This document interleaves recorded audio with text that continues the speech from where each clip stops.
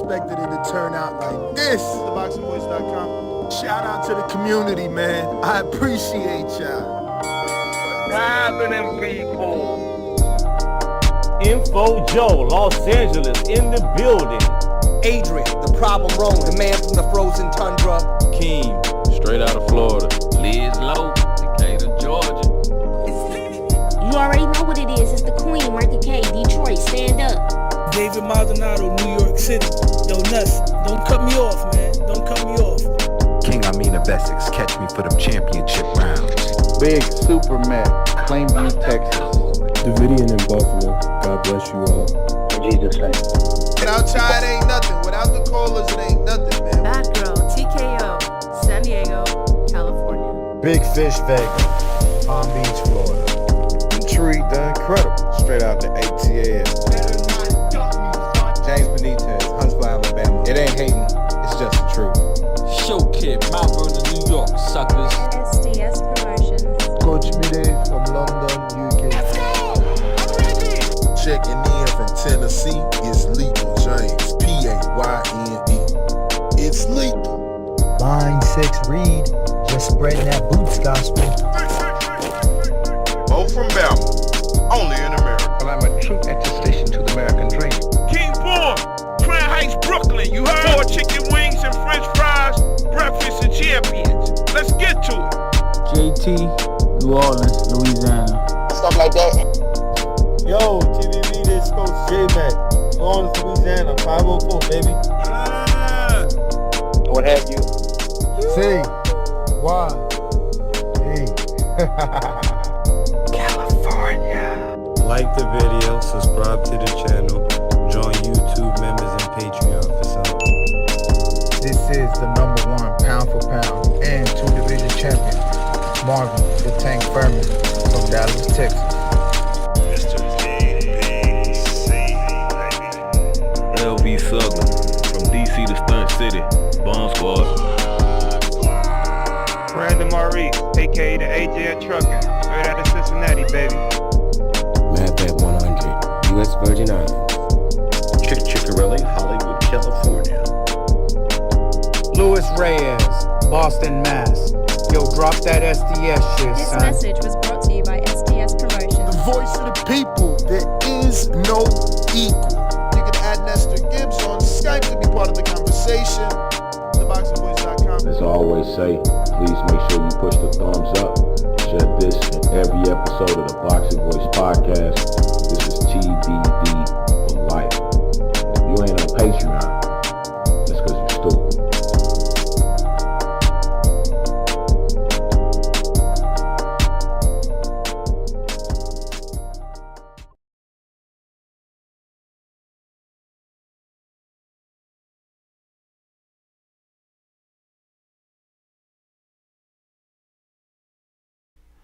What up, what up? Welcome back, ladies and gentlemen, to another edition of the Boxing Voice Radio, Breakfast Club of Boxing. I'm joined alongside Daniel Alvarez, a.k.a. Ring Walk, and it is fight week for Claressa Shields, Savannah Marshall. Alycia Baumgardner, Mikaela Mayer. I was waiting for you to jump in for your show. Hey, say what's your price? Yo, her biceps crazy big. Who? Alycia Baumgardner. Oh, yeah. Championship. Yo, I was watching the little face-off, and I'm like, man, she's very muscular. And it's still quite appealing. Word. Yeah. She's very muscular. I wonder if those muscles are going to need oxygen, or will they knock out Mikaela Mayer? Mikaela's a big favorite, man. I'm sorry, though. I ain't really pay attention in like health classes. What you mean the oxygen? Well, they say muscles need more oxygen, so they exhaust you. Hence why your man's Anthony Joshua would try to lose weight after the criticism because he would be gassing. Yeah. That's interesting. Yeah. That's interesting. But yeah, man. Damn. Somebody said, nah, Danny, Baumgardner's mine. I ain't say shit. You feel me? You and Bo could fight that one out, because when I was in Detroit, Bo sent me like a death threat. Like, what? Better. Did you save it? A little screenshot just in case? It's in it. Actually, I'm pretty sure, because, Instagram, you could unsend now. So let me go. Yeah, that's what I said. That's what I said. You got to save it. Nah, but. Bo unsent that as we talk. You're like, oh. How'd he do it?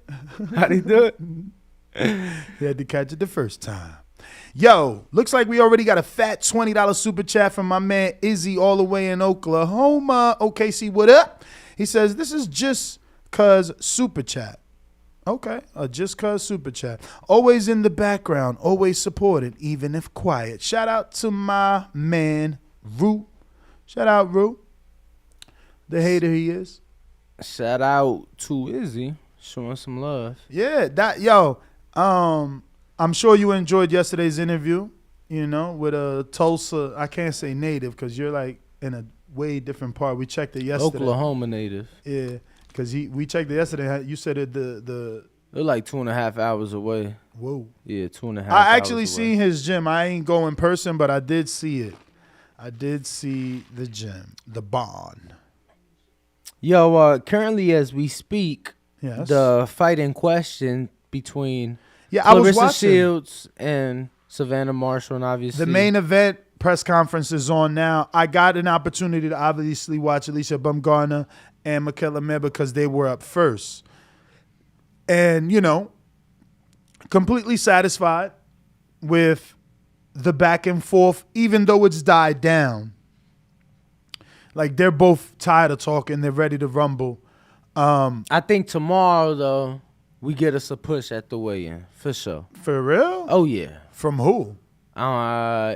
It's going to have to be Baumgardner because Mikaela's taking the role of, this isn't.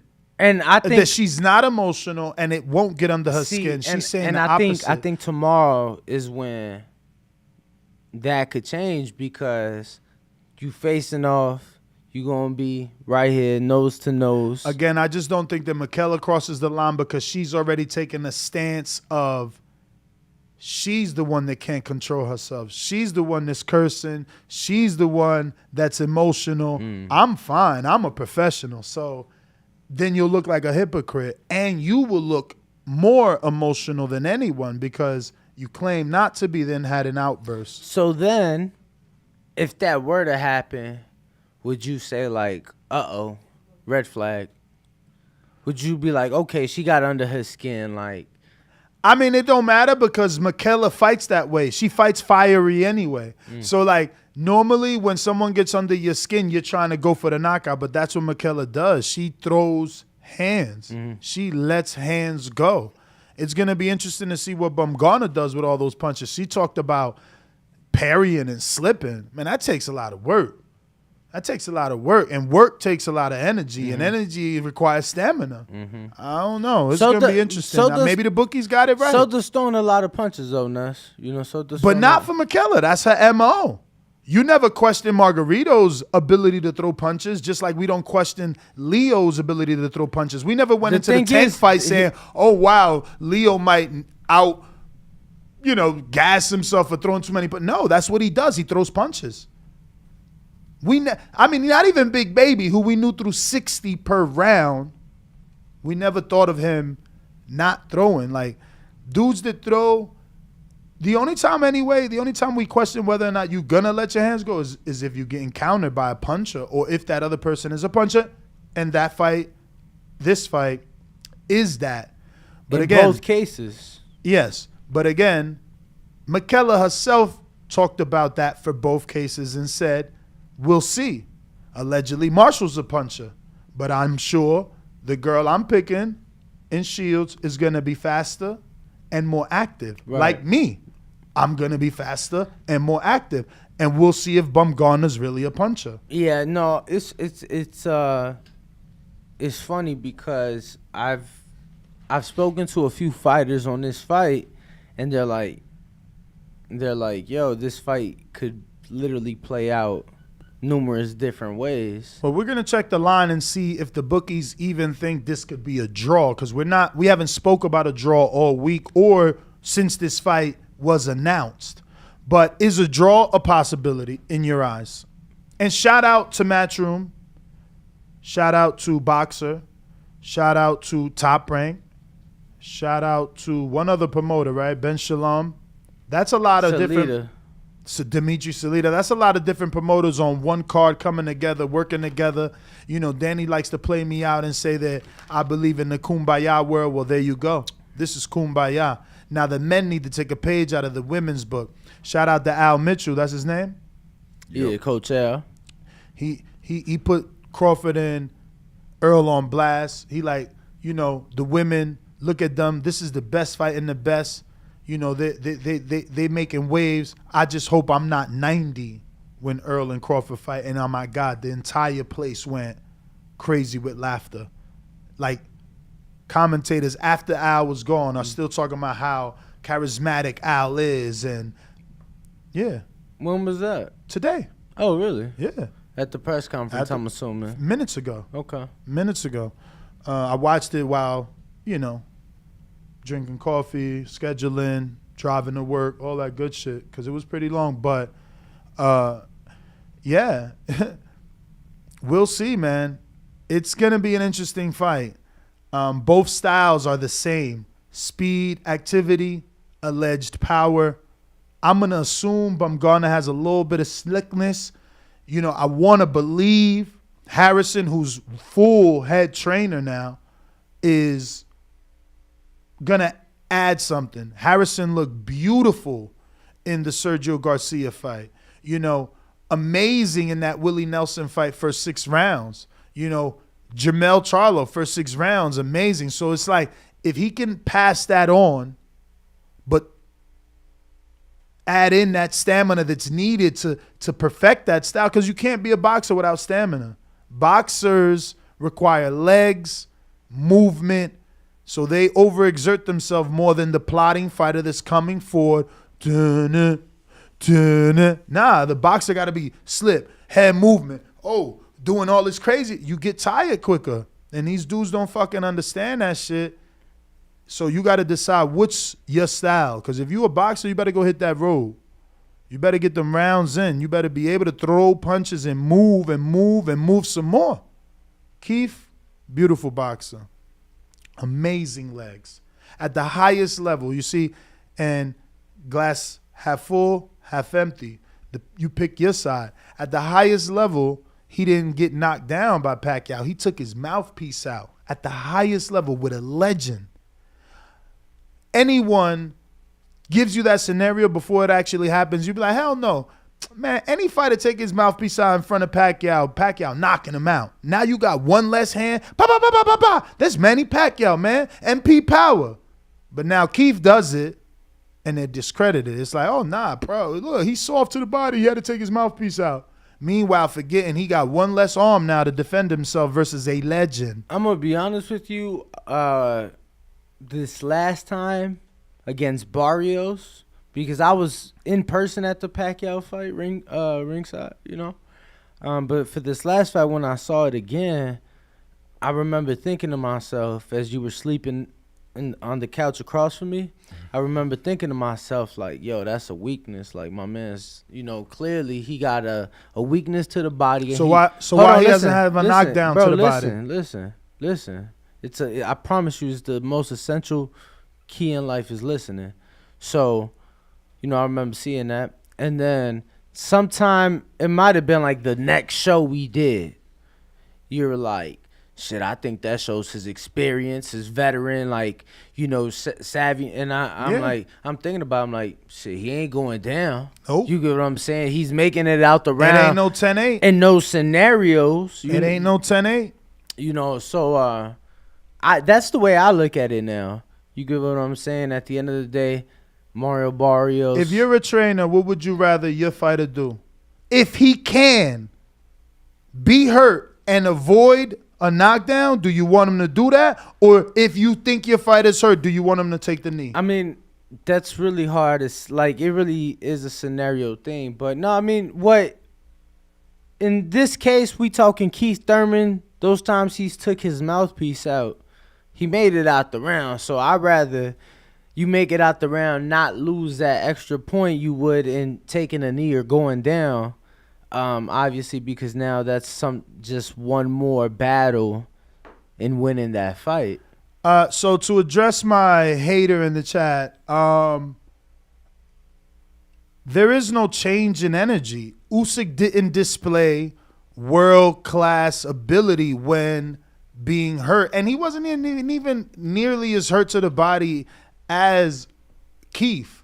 You know, he took a couple shots to the body and showed he had to back up. So there's no energy change. Just the same way people think Keith is vulnerable to the body, and any trainer with some sort of knowledge is gonna put the game plan together. What do you think Boots, Crawford, or Spence what are they gonna attack on Keith if they fight him? They're gonna go for his chin or his fucking body. Like, come on, bro. So, you know, what we seen happen to Usyk, yeah, we're gonna say, oh shit, AJ hurts him to the body. You can see it if you physically see it. Just like you've seen it in Keith, except there's an extra layer there. You have to speak about the defense after. Whereas an Usyk, boom, boom, took those shots, shelled up, and retreated onto the lane on the ropes. Keith, boom, boom, takes his shots, take his mouthpiece out, uses the legs, which is going back to what we talking about, boxers, that's all. Boxers. You can't be a boxer without legs. I only brought up Keith because of the legs and his ability to stay away from you when you hurt him. Show me someone else that can do it, and we'll start using him as an example. Yo, somebody hit me up and said, it was crazy. I read it the other day, but it was like mad late. But they were saying how in those fights, Keith should have been deducted a point regardless, because as a professional fighter, you are required to have certain things. You get what I'm saying? You know, your gloves have to be 8 ounces if you under 47 and under, whatever. And they was like, him taking his mouthpiece out, and it's true, it's like that could get stuck, like you don't take it out all at once, get popped, now you fucking choking on the mouthpiece. And they was like, they was asking me, did I think that Keith or anybody should be deducted a point in that scenario? I would answer that the way that any referee is going to answer it, because he's the one that will give a point. Regardless of what the rules say, even if the rules say it, that you can't take it out during competition, it's still up to what? Finish the phrase. It's the up referee's to discretion. Thank you. So sit on that with your shitty question.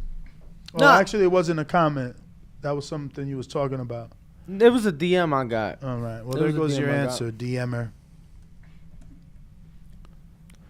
Exactly, Canna. He should be penalized for breathing. Exactly. Like, what the fuck? Bro, that is a skill and a vulnerability. I won't deny that. But it's still a skill. We've never seen no one else do it and get away with it on high levels. First example was Collazo.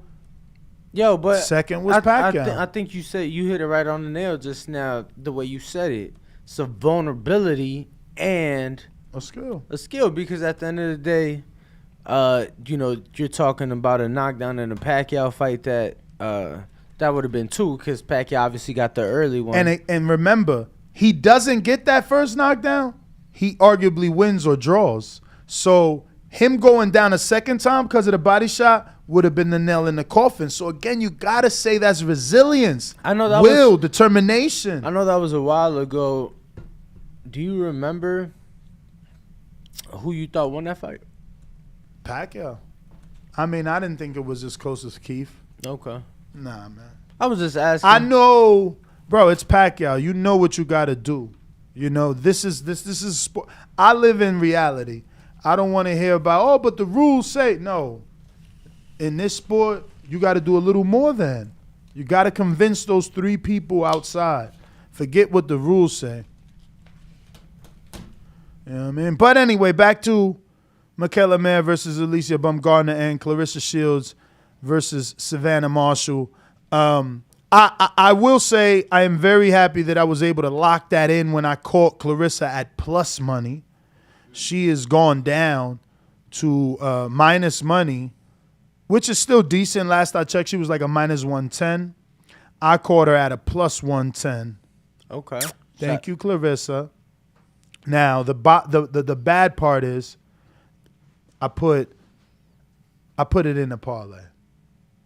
I should have just did it straight up. I mixed in Baumgardner, which is a heavy underdog, so she might fuck it up. It is what it is.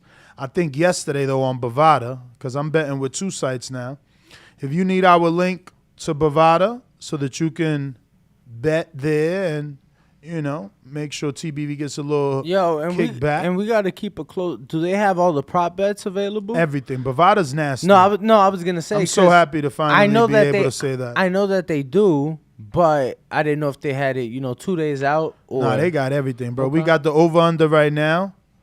There's 15 bets just for this fight. Put it that way. And they ain't got nothing to do. They ain't got nothing to do with each round you can bet on, and things like that. But let me see if they got group rounds for my girl Marshall. I'm sure they ain't got no group rounds for Marshall. That's stupid. Okay, yes they do. I was gonna say no, they don't. Well, yes they do. Yes they do. 1 through 2. It says when will the fight end? 1 through 2, 5 through 6. Okay, it's not the best. I like 3-round group rounds, like 1 through 3. No, I was gonna tell you, let's keep an eye on it because I remember betting group rounds on a women's fight that happened a very long time ago on Bovada. So keep an eye on it. Maybe more opens up. You know how it is on other betting sites. Well, fight goes the distance is a minus 245, so they believe that it's going the distance. As big of a punch as people try to tell us Marshall is, she doesn't seem to be a favorite to stop Claressa. Claressa by disqualification or KO is a 750. Bo, can she get lucky? Is the chin as vulnerable as people say? Like if you get hit in the right spot, do you go down? Because we don't really see that with women. So you saying can Claressa touch Marshall Savannah? And knock her out? I hadn't really seen Savannah get touched like that. Know what I'm saying? Yeah, no, I hear you, but Savannah got good defense. She move around. No, at the I hear waist you, a lot. but you know that phrase. She's the female Tyson Fury. But you know the phrase "get hit on the button," right? Like they say, if you get hit on the button, it don't gotta be power. Right. What they say, 3 ounces of pressure. Maybe anybody could get. Can Claressa do that though? Are those phrases Savannah. true in real life? My heart is with Claressa, but my mind's saying Savannah. So I don't see it. None of that happening. Look, man, I don't know because at the end of the day, Sky Sports posted their amateur fight where Savannah won, right? And obviously for promotion and lead up to the fight. And then they took it down, Ness, after there was many, many comments of people saying they felt Claressa won. Obviously Sky, that's Savannah's network, so they put it out there on YouTube, like, yeah, look, our girl had it then, she got it now, but then they took it down. Really? I found that quite interesting. And you just checked before that statement. It's no longer there? Absolutely. And it's not on their IG? No. It was on their YouTube, bro. It was on their YouTube. It was on their YouTube. I wonder what Rob says about that. We got Izzy in Oklahoma with a $5 super chatty. But first, let's give Izzy those spins. Shout out Daniel for reminding us. Shout out to Micah for reminding us. Word.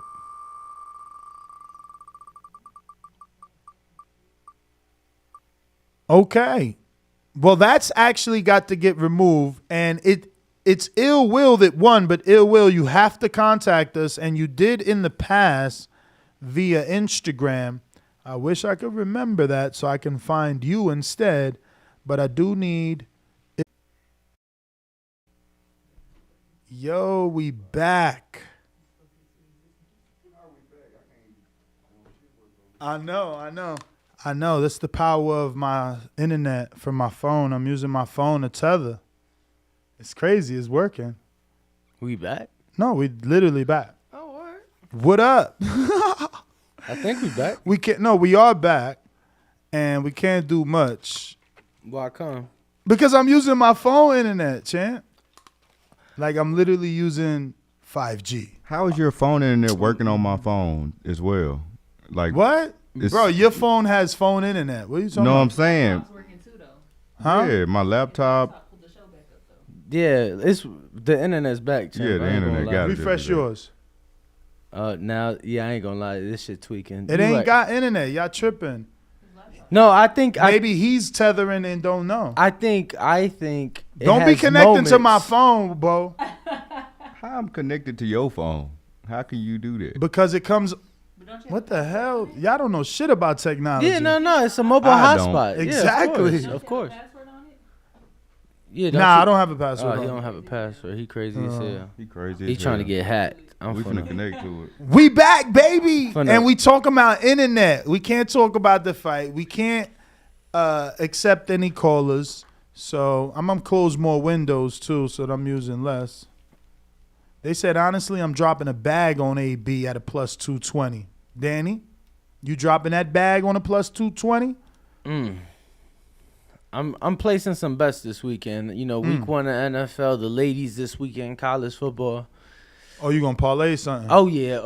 And shout out to Coach Red after our Sunday morning show. Yeah, gonna go watch a game together? Yeah, I'm gonna just go over to the B&B, watch the game with him, throw some food on the grill. Oh. Might jump in the pool after the Bears beat the Niners, you know. How the pool look? You know, I don't know. Bo been over there. What? Bo. What up? You went to Keyshawn house? Yeah. When? Yesterday. Oh, the drop off of Angel Mora. Yeah. Bo, yo. Bo knows. That's interesting. How was the pool, Bo? It was a pool. Rectangle. Box. What? It was deep. Squiggly. It was deep? Yeah. What? 10? 8? I mean, you can stand up in it. What the hell? The fuck? I didn't go in the back. Up. I literally just went over there to drop dude off. I ain't go inside or to the pool or nothing. So you ain't see the pool? Why you lying on the pool if you ain't see the pool? I didn't say I seen the pool. You said how was it? I said it was a pool. You say you could stand up in it. I'm sure you could stand up in it. It's not a pool unless you can stand up in it. You can't stand up in this pool. Yeah, you can. No, you can't. How deep is your pool? His shit. Your entire pool is what? How deep? But it's not a 3 foot in your pool nest. Yeah, it's like but it's only like the first 3 steps, and then you in 5 feet of water. I'm saying, are you on your knees when you stepping, or are you standing up on your feet when you stepping?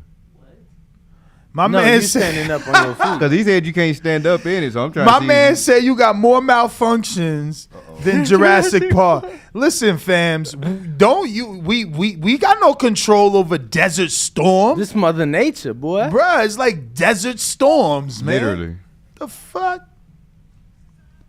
Lucky my service got service as a backup. Oh no.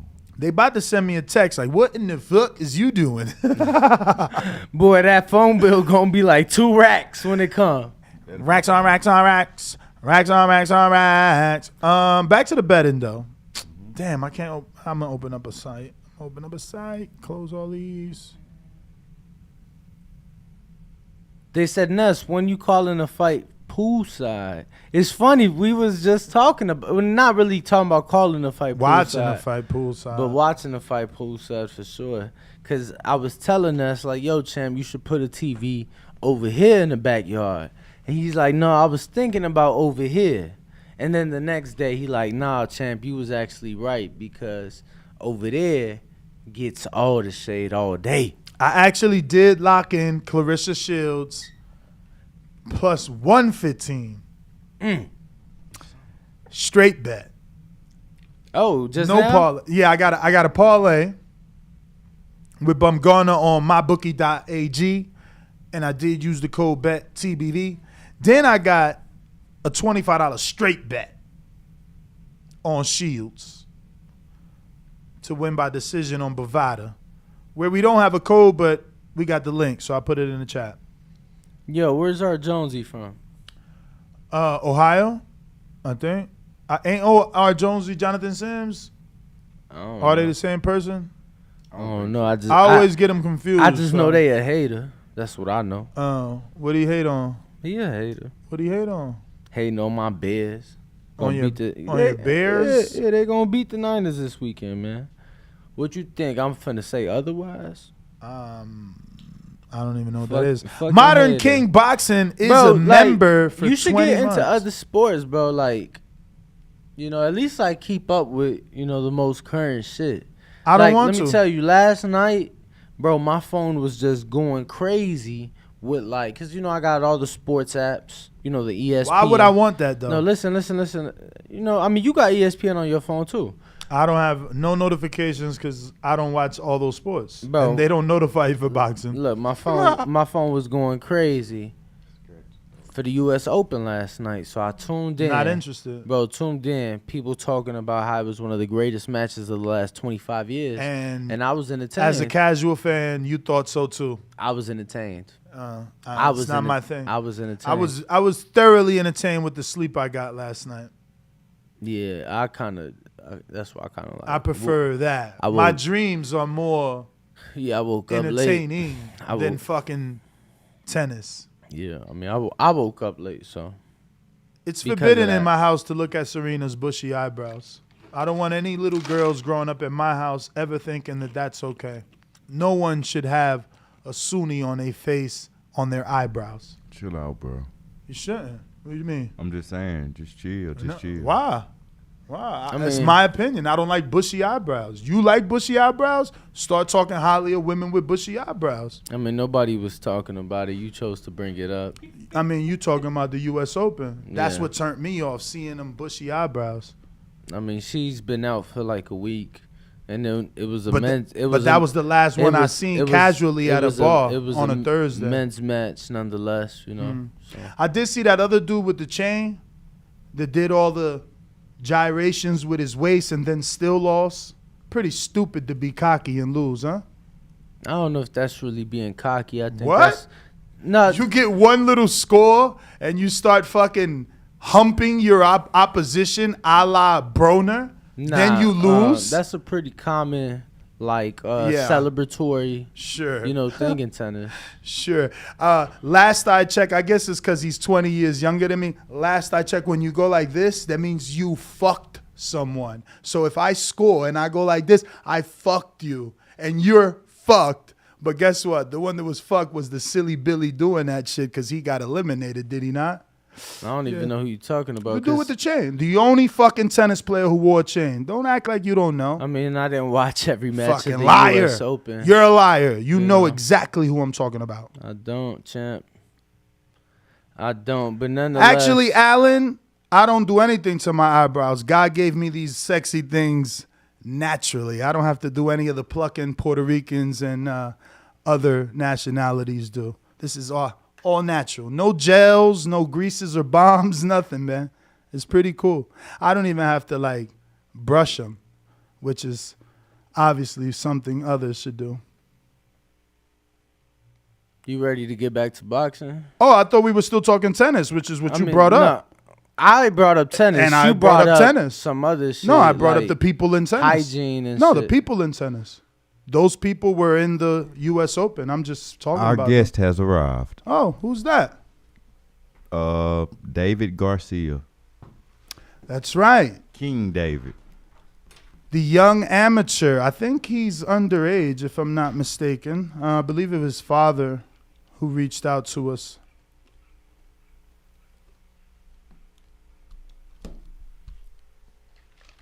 So, is he downstairs, bro? Micah just left the room to go get him. Oh, yeah. So we still got some time.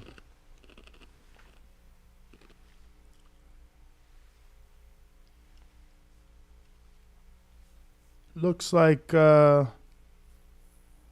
getting a message here from my boy Hector Munoz, former fighter.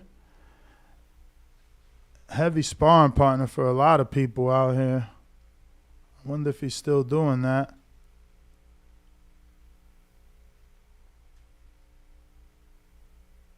Yo, so what you got, the unlimited? Limited what? Internet? Yeah. Cause don't it slow down after a certain amount? I don't know if they still throttling because of the lawsuit that AT&T went through. So I don't know that AT&T or any company would try to throttle you anymore unless it's, I guess, now part of the terms and service. Yeah, I mean, shit, they used to tell you, like, after a certain amount of gigs, your shit gonna be slowed down to this. And I used to use my hotspot all the time.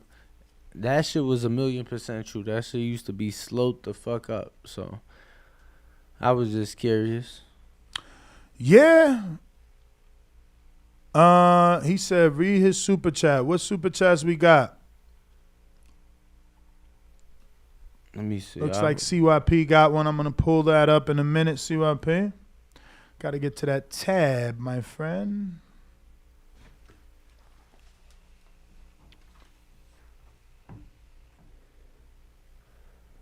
Beautiful dead air.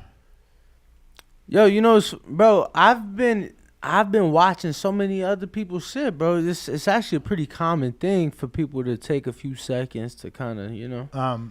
Not both hosts at the same time. Wouldn't make sense. It's not pretty logical for both people to take a break. But I got Mr. CYP. Claressa is the closest replica to Muhammad Ali ever. She resembles him like no man before. Be mad, but it's true. I don't know. Closest is a bit of a stretch because, you know, Muhammad Ali had some very beautiful knockouts. We got Profound Dreamer. We like our women natural on this side, Ness. The only man on the planet that want women to go back to the 90s with pencil thin eyebrows. Man, you fucking crazy, bro. I'm gonna leave it alone, bro. Thank you. If Alicia Keys had like the eyebrows of Serena, then, you know, we'd be on the same page. But they do not. They're two different eyebrows, totally. But again, if you guys are into bushy, there's dudes that like bushy bush too. So do your thing, B. I'm not into that, B. I don't need none of that. We'll take an intermission, be back with our first guest of the day. He's not even here, bro. Stop rushing. You need an intermission. You feeling antsy? My man feeling antsy today. You ready, Micah? Okay. Okay. But are you ready to bring him in? Yeah. Okay. Nah, she's just standing there looking. Just no.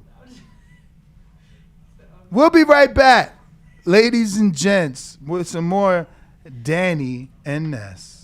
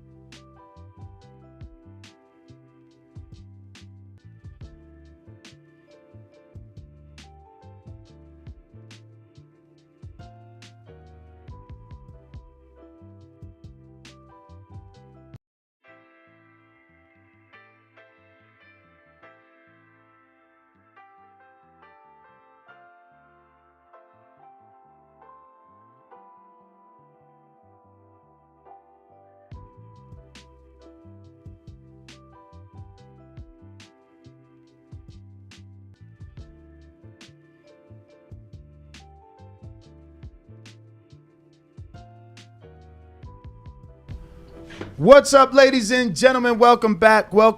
And we're joined alongside David and David. What's up, guys? How are you? Good. How about you? I'm great, man. Happy to have you. I've been hearing a lot about you. Been having a couple of people DM me telling me we should have you on the show once we started getting some amateurs. So tell us all about yourself, man. How old are you? I'm 13 years old, multi-national champ. How many times nationals? Like We got 6, 5, Four. 4. Yeah. 4. Real nationals. Okay. What do you mean? Turn his mic on, Bo. What do you mean by real nationals, Dad? So USA boxing, I feel if it's USA boxing, like you had the ringside national, like as far as the rankings, it got to be a USA boxing national. Mm-hmm. You know what I mean? But he got some of those. He got like national silver gloves. And what weight are you at right now? Like, my walk around weight right now is like 100. 100, yeah. And you're fighting at what? 95. Junior men's or youth? Nah, intermediate. Intermediate? Okay. Yeah. Okay. So what got you into boxing? So, damn, it's a long story. I started when I was 4 though, but At 4. At 4, shoot, I mean. But not in a gym. You mean just putting on gloves in your house? In the gym. At 4. Yeah. Doing what? Doing sessions with my I don't know, I what, but my old coach, he used to do like 30-minute drills, and shoot, look at me now. 4 years old, huh? 4 years I mean, old. they say that when you're that age, it's best to teach the children because they're more susceptible to learning. They receive it better. You know what I mean? They said you're a sponge. Even languages is better. They say to teach you at that age. So obviously, if you pick up something that young, you get passionate about it. I mean, the proof is in the pudding with what you've been able to do. But what got you in the sport at 4? Like 4 years old, why you in a gym, not in a slide? That's probably a question for Dad at 4 years old. I want to hear his answer, but we could get Dad's as well. Oh, damn. Shoot, all I remember was I used to get babysit by my grandparents, and my grandpa used to like hold like his hands, and I would punch his hands, and he'd be like, damn, he know what to do. and I used to play t-ball. But like I didn't want to take turns. Like I was the batter. Hey, I want to bat. But the coach was like, you can't be like doing that. You gotta take turns. But nah. And then my dad took me out. So wait, because I think you're missing a part of that story. But I kind of interpret it as like that's when you realized you didn't like team sports. Yep. Okay. Yep. Nah, but shoot, 4 years old, hitting my grandpa's hands hard, doing shoot. Now look at me, I'm all freaking fly. because we used to live in a small apartment, small. Like bad. My dad used to drink a lot. Bad. You went to jail. You went to jail too, huh? To prison, yeah. And my dad used to tell me, "Hey, I'm just in work right now for a long time, but it was really just jail time." But I was. How old were you? I was. We're starting getting into boxing about we're getting ready for the amateurs. And my dad, he got got jail time when I was 6 years old. 6. How long did you not have him in your life? A little over a year. Yeah. A little over a year. So who was training you during that time? I wasn't training. My dad was like, "Hey, you in the gym?" But my mom didn't take me. We were actually living in my grandma's house, and my dad was always calling, be like, "Hey, make sure he's in the gym at this time." But really though, just chilling at the house. Doing nothing. Xboxing it up. Yep. So dad comes home and you had to get back to work. Oh yeah. The next day. Next day. Right when he comes home, all crying in tears. Hey, let's get in the gym. And how'd that make you feel? Nah, sad. I mean, it's emotional. But getting back in the gym, how did that make you feel? Well, more him telling you, let's get back to the gym the first day. How'd that make you feel? I was like, oh, shoot. Getting back in the gym, like, damn, I took a year off. So I'm like, shoot, what I do? What I do? But nah, that's crazy, though. I wanted to ask, so now how many years straight have you been doing boxing? Ever since then. So like 7 years? 6, 7 years? 6, 7 years, okay. yeah, no doubt. Okay, and what role, I besides obviously his father, but role are you training, or are you I'm his head trainer, full-time trainer. When he first came up, he had a couple trainers. You know, I didn't know anything. I didn't even know how to hold mitts. You know, I was just a huge boxing fan. But a lot of people told me, if anybody's going to give your son the time and attention that's needed to get to a high level, it's going to be you. So basically what I did, I traveled all around the United States with different coaches, Dre Rozier, with Mickey Bay, Coach Anthony from the East Coast. In Philly. Yeah, in Jersey. Jersey. With him. Basically, I love Coach Anthony. Yeah, You've mentioned some great coaches, by the way. We love Mickey Bay here, and obviously Andre Rozier is he's very good and talented with plenty of world class fighters. Absolutely. What made you want to do that? I kind of, you know what? I kind of took the Jose Benavidez senior route. Really? So they were your motivation, you know, or inspiration? He kind of gave a blueprint, you know, because he didn't know boxing, but he went to Freddie Roach. He was around different trainers, basically educating himself to be able to train his kids. You know what I mean? So, yeah, you know what? Till this day, you know, like we were here with Mickey Bay yesterday, and I'm just like, you know, I'm not gonna sit back on the chair and just be like, yo, do your thing. I'm right there watching, and hey, yo, why'd you do that? Like, explain everything, so I could go home and I could use it. Yeah, absolutely, man. You want to learn. So you're able to teach properly, and that shows the character in you, man. I like that. Appreciate it. So David, man, obviously he comes home and he tells you to get back to the gym. Did you not like it? When did you start to love it for yourself? When did you start to want to go to the gym because of you? Damn. Shoot. I think it was when I met Danny Garcia, yeah. So your name is inspired by Danny, because I see your dad's shirt. Yeah, YSG, Young Swift Garcia. Yes, sir. But, yeah, Danny, because he had a meet and greet out in Arizona. Okay. At the mall? At the mall, yeah. Remember that? You was there? Nah, but shout out to the Almanac. Yeah, that's when he was with Echo. He had that deal with Echo, and he did a meet and greet at the mall out there. Yeah, but I think it was like 7 or 6 after. Okay, so that's 1 year. No, that's actually the year he got back. Oh yeah, never mind. That was like weeks after I got back. And you just took him to meet Danny. Yeah. So what happens? You get to Danny. What happens? Is it a long line? So it was a long line. How long do you have to wait? I mean, probably like an hour. What? Yeah. Danny had an hour line? Yeah, it was a long line. Way. Cause bro, I literally was gonna say how long you had to wait, like a Great Adventure ride, but I'm like, damn, I'm on the West now. Maybe they don't got a Great Adventure. I don't know. Yo, he had a good turnout. God damn, is that long? When I met him, he was like, yo, you're that little kid, David Garcia. I'm like, he knows me. So that motivated more than ever to go back in the gym and train hard. Word. So I was like, damn. And look I'm on yachts with him and chilling at his house. You on yachts with Danny? Yeah.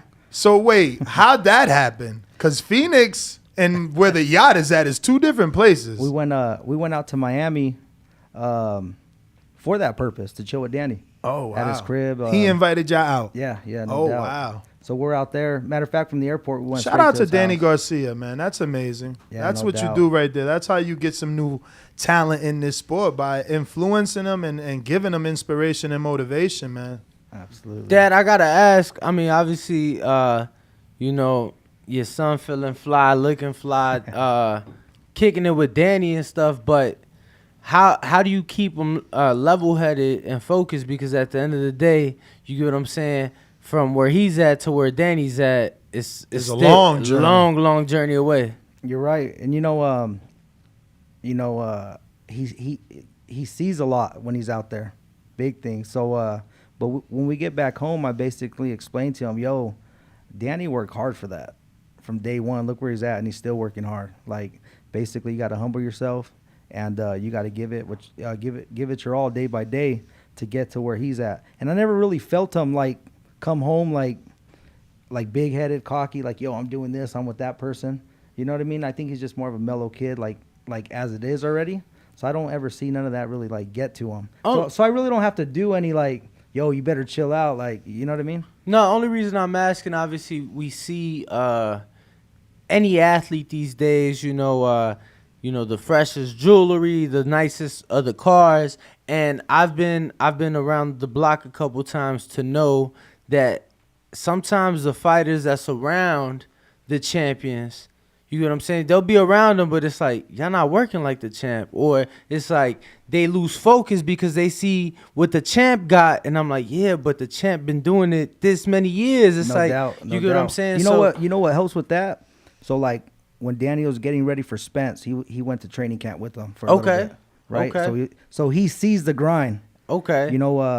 When you say he went to training camp, he spent the whole 8 weeks with Danny? No, he spent about a week out there. Yeah. Okay. Spent a week, I mean, you can't stay too long. No, I know. Unless I wanted to hear how big was the commitment, because I would have been super impressed. Are you still going to, like, is he attending like in-person school or? Yeah, he does homeschool. Homeschool, okay. Yeah.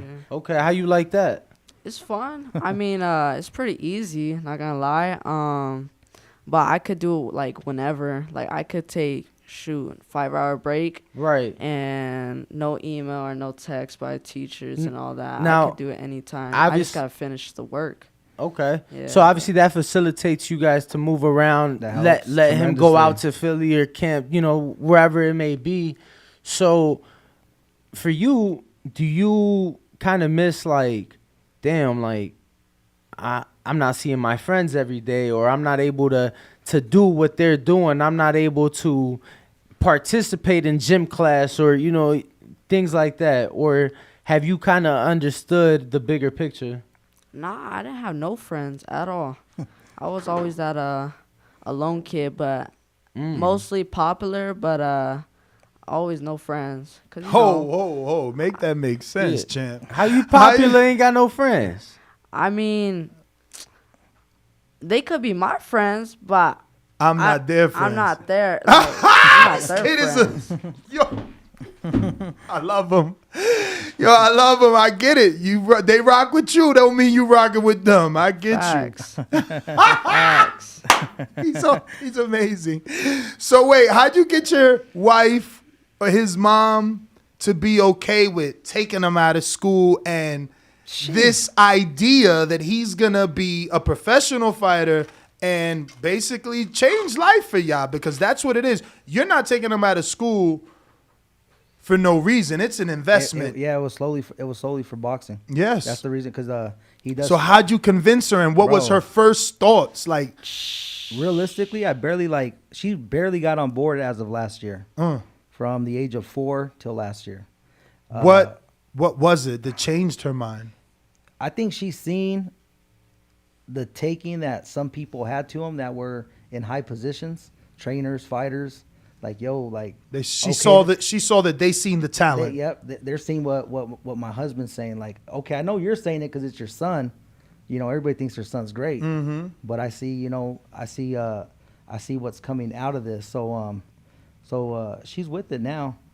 And how old are you, David? I'm 35. Oh, you're super young. You're gonna be like senior, like Jose Benavidez Senior. He's super young. Right. I'm 35. I actually got a 6-year-old that boxes too. Yeah. Boy? Yeah, 6-year-old boy. Wow, you had 2 boys. Yeah, 3 boys. What? Yeah, I got a 2-year-old too. Fucking guy, your father's a G, bro. Let me tell you, there's not a lot of men that have 3 boys. I might mess around and have that Vargas dynasty, the Garcia dynasty. Holy smokes. Nice, bro. How many boys in your family? Because I know you got a brother. I got my mom had 4 sons. No, your dad. Shit, fucking 3, I guess. Okay, that's a lot though. Yeah. Damn. I only have 1 son. Just one? Just one. Yeah. 3 girls. Yo, my mom had 3 straight boys till she finally had a girl. Whew. Yeah. Nah, it's good genes, bro. You shoot the boy. No, honestly, it's statistically it's more women in this world than men. Like is less men for whatever reason, and they're produced obviously less. You get more women. It's just look, I got 3. Everybody got That's not normal. That's cool. I didn't know that. No, or not normal, not average, rather. No, yeah, I mean, my grandmother is the youngest of 12. It was 11 women and 1 man. Wow. That's wild. I mean, it's also God, right? He knows we need them to reproduce, to continue keep it going, baby. So, are your plans to turn pro like some of these other, like a Gabriel? I see your maybe brother or relative wearing a Gabriel Flores Jr. He turned pro at 16, youngest signed a Top Rank. Xander Zayas turned pro at 16. I think they were both 17, but 16 going on they 17, both 16. maybe. That was the whole tagline. Youngest fighter ever, 16 years old. I'll Google it. But who else just signed at 17? Devin. He started at 17, right? Right. Is that your interest, or you're looking like we'll see when we get older and maybe the Olympics is a thing, even though they said they're taking it out, right, Dad? Right. So now, damn, the plan really does shift, right? Oh, absolutely. Olympics definitely ain't in the picture for us. Wow. Yeah. Why? Because of pro style or because of what happened? That's so far away, though. They've talked about removing plenty of sports, and then but this shit don't happen. Even if they don't remove it, we're still not gonna do it. So you don't see the benefit of your son? I don't even like the amateurs right now. Oh, okay. You know what I mean? We're more into that pro style. Yeah, he got some pretty hardcore pro style. So regardless of the style, though, you do know that the money comes with the people who have done the shit in the amateurs. Absolutely. No, absolutely. But, I mean, we're still going to compete. We got to win some more nationals once he gets to, a little, 15, 16. Wow. Got to get a couple more nationals under our Wait, you mean 15, 16 years old? Yeah. Not 15, I thought you meant 15, 16 nationals. No. I was about to say, damn. How many amateur fights you got? Shoot, 70 plus. Oh, wow. Plus, 70. You're experienced already, bro. Thurman had 120. For real? Yeah. What do you think? What do you think is good, Dad? Because obviously, you're not a fan of the amateur. I think system. What do you think is a good amount? For you specifically, your son started at 4, which isn't very common in boxing, right? It's usually maybe a little bit later. So for you, how many fights is good for him to get under his belt before turning pro? I say we definitely got to get to 100. If it's a little over 100, cool, but nothing. It's not mandatory to hit 150, 300 like Lomachenko. Lomachenko have 365. And Rigondeaux.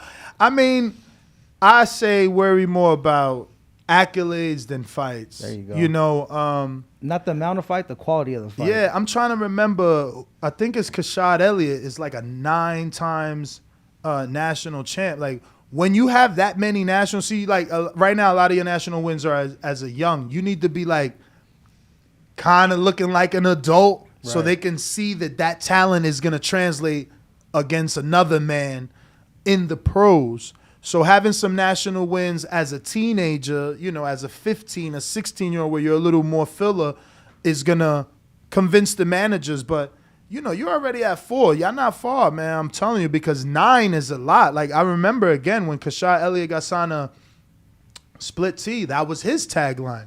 9 times that national champ. And that is hard to do. It's not a lot of people out there with those type of national wins. So, congratulations to you guys. Just got to keep working for sure. Do you have a direction? Is there a promoter that you envision yourself with, or are you doing the Haney route and you think you want to take him independent and go into Mexico? What is the plan that you have envisioned for yourself, or for rather your team and your son? I think for sure we're going to take the Devin Haney route. Mexico? Sure. Yeah, we're gonna get rack up those fights, and then when you hit 18, fight here in the U.S. Wow. Now you know That's the vision. That's the vision. So are you planning to get with like a promoter out there, Yeah, or we got somebody, do it independently? We got somebody right now that if everything goes good, and he still wants to do it when he's older, the They ready door's to open. do it. Yeah. Nice. So you've been making connections and moves out here. Absolutely. How often do you guys come to Vegas for that work though? We used to come quite a bit. Yeah. Actually, I wanted to ask, when do you guys leave? Because trying to set something up with him. Yeah, I am. It's same person I'm thinking. Is he too big? No. No. That's the only one I go to. No, you talking about sparring? I want him to be in the gym with somebody. Who? Keyshawn? Nah, Dev. Oh, okay. Dev, we'll change our plans for that. Yeah, I mean, that's why I was asking you. If you guys, and you can make that happen, Chad? Come on, man. Look at you. Come on, man. So what, for today? Yeah, that's why I was asking for today. What, the 2 o'clock session? Word. 2 o'clock. So were you guys gonna stick around, or were you guys planning on heading out? Our flight leaves at 1, but today. Today. Ouch. But however, I mean, we could talk about getting. Is it Southwest? Is it Southwest? They got free cancellation and changes. Do they? Hell yeah. Yeah, Southwest. Oh yeah, change that shit. Hell yeah, it's free. Yeah, no doubt. Yeah. But so I was gonna say get that work. Do you know Dylan? Cause I'm sorry, everyone that sits here after Dylan, I'm comparing them to Dylan, and I'm sure Capetillo? you know. Yeah, I know him. Yeah, but I ain't gonna front. You right there with him. Like, I didn't expect you to have this much swag, confidence, let alone speak this much. A lot of the amateurs that we have interviewed, they haven't found their personality, but you and Dylan, pretty confident. Not just personality. I think very well spoken. That's just an issue with fighters. Yeah, I think that comes with confidence, though. He's like, look at me, I got the sweat, so he's confident. Yeah, no, I'm just saying. Some people, even with the confidence, they're not well spoken. So definitely got to give you your credit on that one, because I've dealt with professional boxers. I'm like, Jesus Christ, this is like pulling teeth. But do you know Dylan? Yeah. You have sparred? Yeah. Nah. He's too small or too big? I think too small. Well, not too small. You guys are the same size now. Yeah. We could rumble. What? Hold on, let me call Jorge right now. I hit up Jorge yesterday, man. Tell him stop fucking ducking. I swear, I hit him up, and then I hit Dylan. I'm like, yo, where's your dad? I forgot, and I don't even remember now what I needed, but I had to ask him something. And yeah, he ain't freaking answer. But I seen Dylan at the fights, and you got the picture pulled up. I'm gonna try and show it, because we obviously are talking about his swag and confidence. My man Dylan, he's a star already.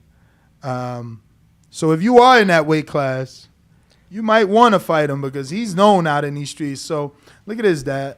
He got the jewelry, the watch. You seen that pic, Danny? Show it to him on your computer. Is at the fight. He got the chain, the watch, the bracelet. I like that. Damn. Yeah, and he had the Andy Ruiz fight. Obviously, his father was in the corner, so he had all access, man. But he's made a name for himself already, obviously because of his father. Absolutely. And his skills. He's got a lot of amateur fights, and, he's pretty good. He's pretty good. Very good movement. We would always see him and his dad at nationals. Me and his dad, we would chop it up. When I would see him, it was all love. That's what's up, man. So who are some of the people that have embraced you in this sport and allowed you to soak in that knowledge and learn from them? Yeah, well, of course, the trainers I mentioned. He's always with Edgar Berlanga. Nice. Yeah, I saw you guys running Mount Charleston together. How was that run? Because I've been up there and I've never ran it. I'm driving side by side, but that air is very thin up there, man. That air quality is so hard to just breathe up there. Not just the run, but how has that been working with Edgar? With Edgar, he's cool. He's cool. you know, what you see on like video and all that, like, oh, he's all flashy and all that, like, nah, but really though, like, he's a chill dude. He trains really hard. Like, he trains hard. I've been in camp with him, you know, so, you know, blessed to know him and his father, and that's why I wanted it to see, you know, your thoughts, because they don't play around in the gym. That's facts, bro. Facts. They don't play around in the gym, and I know people, you know, have criticized his last couple performances, but he works hard. I wasn't in PR. I can't talk on that camp, but he did, I want to say, like 2 or 3 camps out here, and they put that work in for sure. For sure. Speaking of PR, don't forget Jay Leon. Yeah, he told me they was traveling. I'm already on the champ. Cool. What do you think about? I want to ask. What do you think about the YouTubers in boxing, like Jake Paul? The KSI just had his double fight pay-per-view. What do you think about that? Did you know any of them before they got into boxing? And what do you think about them being in the sport of boxing? No, I knew them before. Okay. Like, I used to watch, a lot of Jake Paul, Logan Paul. I remember they used to be, like, rivals and all that, and they'll be, like, fighting for subs and all that. But no, I knew them, KSI and all that. I used to watch them. But after they did all that boxing, when did they start? 2019, 2020? No, that was 2000. It was either 18 or 19. Damn, it's been a while. I want to say 2018. What? 2018 was when it started, because 2019 was the Logan Paul KSI rematch, and I was at that. And I want to say the first fight was like a year before that. 2018. So, yeah, I want to say 2018. It's been about 4 years now. Yeah, but they're doing good. They're doing good with it. Social media purposes. And now people, like, I don't know, say people getting bullied, they could go to the gym because they, you know, a lot of people, they watch YouTube. They watch them, and they could go into the gym and defend themselves. But no, I think more people are gonna know boxing now. Like, they're gonna look into real boxing. I'm not saying like the Logan Paul, Jake Paul, the YouTuber fights. I'm not saying they're fake, but like it's kind of like novice. I'll pay you if I think this, like, say Jake Paul fights Tyron Woodley, right? I think he paid Tyron Woodley to take a dive. Get the heck out! Why? Or, you know, remember he gave him that the watch. The watch. Hey, here's this watch. Only if I knock you out. Oh, I think he gave it to him. I don't know. He gives all his opponents a gift. Because obviously the Hassan Rockman Jr. fight didn't happen. People don't know. But he bought him a Corvette. He bought him a Corvette. And that's why it didn't happen. So, from my understanding, that Corvette is supposed to be now for silver. But I was told that they could also use that Corvette and just get silver something else. This is what I was told. That's crazy. But I don't know, man. I mean, Corvettes are nice. Yeah. Might as well keep it. I like that red Corvette. Thank you. But yeah, man. I don't know. Jake Paul definitely puts that work in. But he does. But you're right. He's brought a lot of attention to the sport. I think that they've helped the sport grow. I agree. You know, and we actually went to Mayweather and Logan. Yeah, we're out there. Okay. Oh, I was there. Okay. Yeah. Mayweather actually gave him tickets. What? Yeah, that was fly. Because he had after we were I think it was on who was it? Danny Garcia's yacht. After we went on that, he had a meet and greet at his jewelry store. And it was before his fight, Yeah, the day before. Yeah, so it was a long line in there. I mean, shoot, everybody was not in the line, just taking pictures just to see him. But I met him and I shadow boxed from him and everything. He gave me some good advice and what else? And he was like, "Hey, I'm gonna give you some free tickets." And then we went to his assistant. Boom, we were there. And it was good seats too. I was Real just about good to say, seats. was the good seats. I'm gonna be honest, shit. You in the door, shit. I'm cool, but nah, that's dope. Not just that he hook you up with Shout out to tickets, Floyd, but man. good These are the seats. little things that people don't know and don't give him credit for, man. Shout out to Floyd, and Danny, man. Anyone that can inspire the next generation, the next crop of fighters, man. So, do you feel it in your heart that this is what you're destined to do? Do you see yourself as a fighter? Yeah, for sure.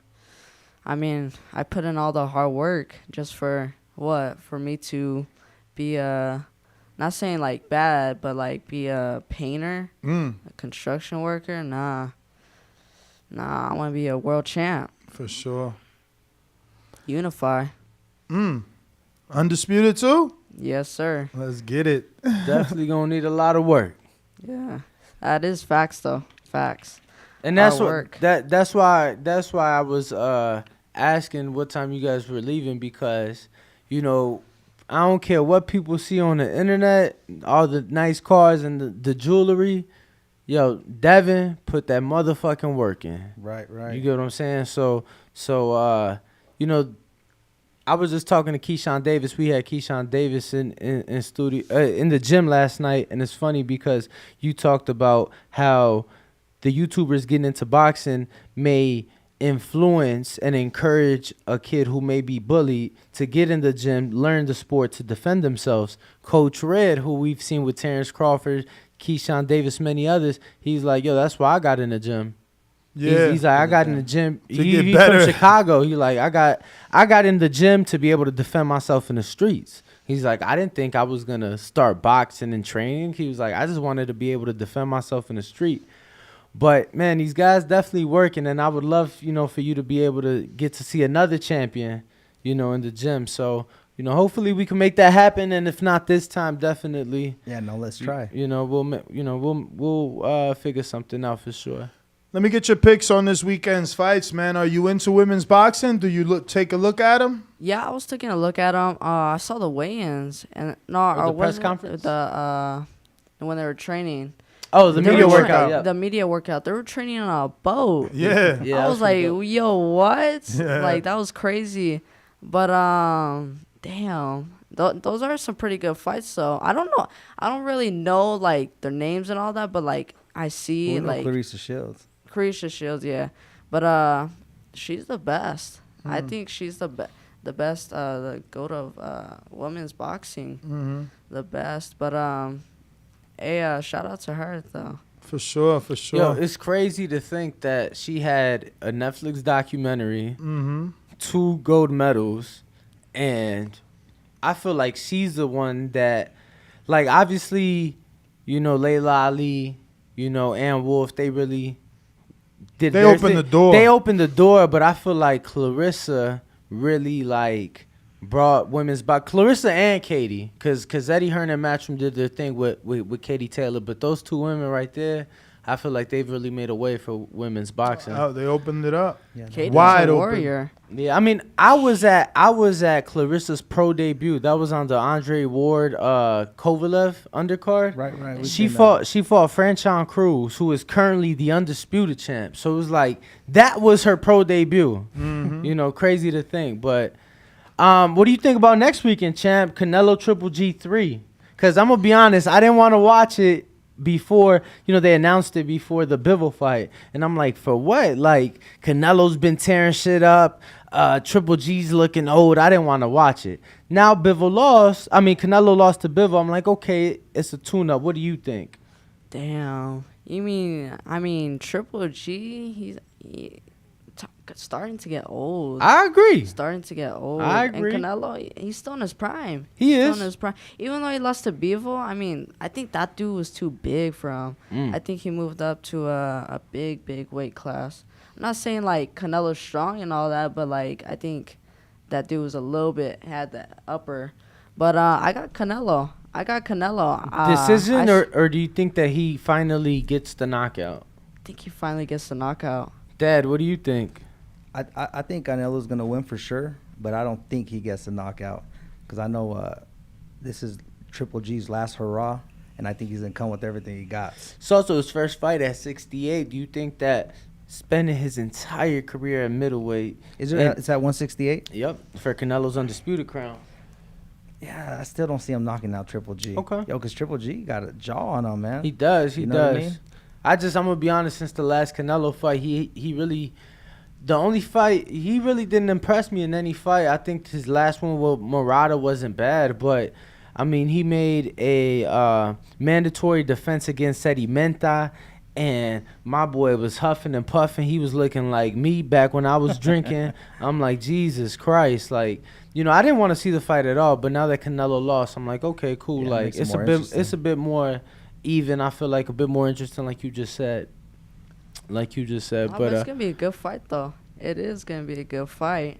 What else other fights are there? You got Deontay Wilder. Yeah, I was gonna tell you. Do you watch the heavyweights? Yeah, I watched a lot. Okay, so what do you think about Deontay Wilder coming back? I see him coming. I see him coming back strong. I see but like I don't see him beating Tyson Fury again though. So let me ask you this, because if Deontay wins, he's supposed to fight Andy Ruiz next. How does that fight play out? Shoot, I mean, Andy Ruiz, he could fight some tall fighters and knock him out, and that's facts though. But Deontay Wilder, he could stay on the outside, but but I see Andy Ruiz coming in strong. I see trying to knock out Deontay Wilder, but I see Deontay Wilder. He likes to quit a lot. Like, even though he did you watch the last fight? Which one?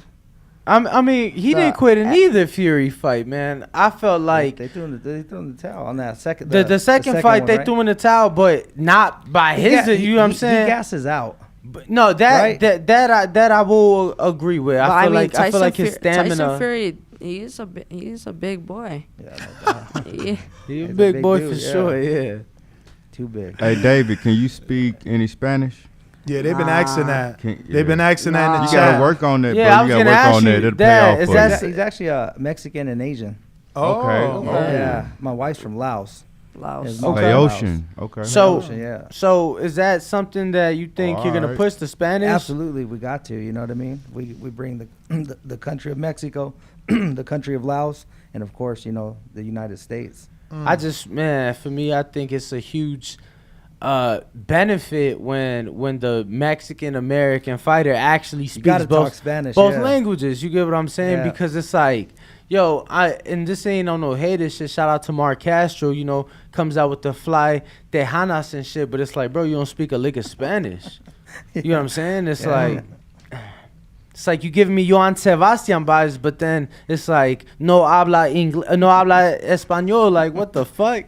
So you kind of got that Brandon lead in. Cook your own meals and learn Spanish, and you're just gonna take you to the moon and back. Yeah, that's you know what I'm saying? Learn how to cook your own meals. You know what I'm saying? Like a dieting type meal plan for yourself. Or hopefully you just get to the point where you have a chef. There you go. Be able to cook though. It's a good skill to learn. Learn how to cook your meals and learn that Spanish. I know how to cook some eggs, pancakes. That'll work. What else? I know to warm up a Hot Pocket. You're the same level as me. Yo, those bad meals for a fighter, Hot Pocket. Oh, my God. I got a couple questions here from the people. Looking like the first one is coming from Rue in a 504. He says, how hard is it to focus on school when you have to train at the gym so much? But you kind of said you do homeschooling now, so it's not hard, right? No, it's not hard at all. How long you been doing homeschooling? I think for 2-3 years now. Okay. Since the pandemic did? Yeah, right before the pandemic, yeah. Oh, before the pandemic. Right, yeah, okay. just right before. Okay. Yeah. James Valdez in San Antonio, Texas says, if you could go back in time and spend time with a boxer from the past, who would it be and why? Damn. Probably Mike Tyson. Yeah. Yo, but you actually met Mike Tyson. Any fighter? Yeah. Oh, damn. Well, shoot. There's a lot of fighters out there. But I'm about to go with, I already met some of them. Got Manny Pacquiao. You got probably Canelo. You haven't met Canelo? No, I haven't met him yet. Okay. Yeah. Damn, y'all came a week. I was gonna say I came a week too early because he'll be finishing out camp at Top Rank. So we have to come back. Casual boxing fan says, do you think there will ever be a change that will come to amateur boxing that would make it better? For example, bad judging, bad refs, etc. In the amateurs, you got to make that shit clear. You got to make that fight clear that you won. Facts. Because, I've seen some bad calls. We've been on the bad end of a few, but I've seen some crazy ones. But I think the judging for sure, I think they got to add more judges at different angles. Not just in the nationals they do got 5, but I think they got to add a couple more at different angles. Because if you're fighting with your back towards a judge, and you're throwing, they don't know if you're connecting. They just see the other dude. yeah, but how is that any different than a pro game? There's only 3 judges. Yeah, I think for the amateurs, for bad calls, like they gotta figure that out. No, I mean, trust me. Instant replay. That's what they need to use. I'm with you on the bad calls on the amateur system because fucking Dylan. I remember he was. I forget what tournament was going on in Streetport. Was that nationals? That was national, yeah. Yo, that shit was clear as day. Let me tell you. I don't know the guy who he fought, but the kid that he fought. But that robbery was clear as day. I'm like, damn. The judges were his uncles, not the other kid. Yo, maybe you never know, bro. You never know. No, and that's how it is. A lot of people get involved in this sport and they become judges and things like that. So. You just never know, man. Amateurs is a tough game. But those are all the questions. If you have any others? No, definitely want you to give out your social media. Do you know when's the next tournament or the next time you're going to be in the ring? In December. Which one's that one? That's, I believe they just call it U.S. National Championships. That's always in December, so we're going to do December. Where's it at this year? Because last year was Reno, right?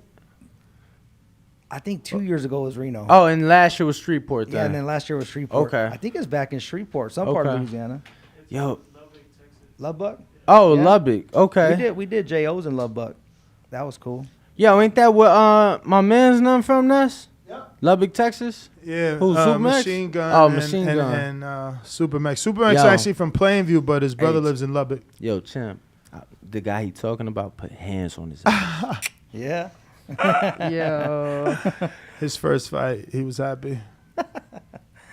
But can you give out your social media for anybody that hasn't followed you can do so? Yeah, everybody can follow me on Instagram. That's what I basically do, at David King Garcia. And I don't have any other social media. I don't really do like Facebook and all that. Yo, are you guys documenting like his journey in any form? Or? No, we are. Yeah, we. He's on YouTube. No, we haven't started a YouTube page, which we have to, but we do have a lot of footage from the beginning. Yeah. Only reason I'm asking, bro, like obviously, with the podcast, last 11 years.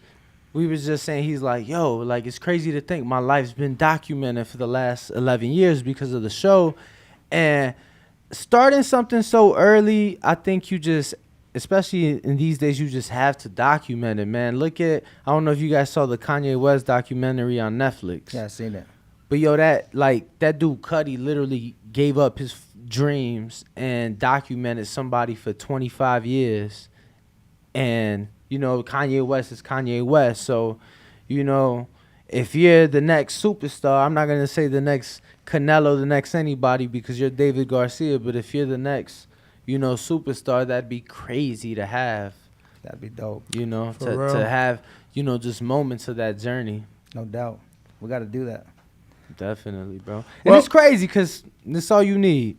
Absolutely. This is all you need. We're going to take a quick intermission, take this picture with the Garcias, and be right back.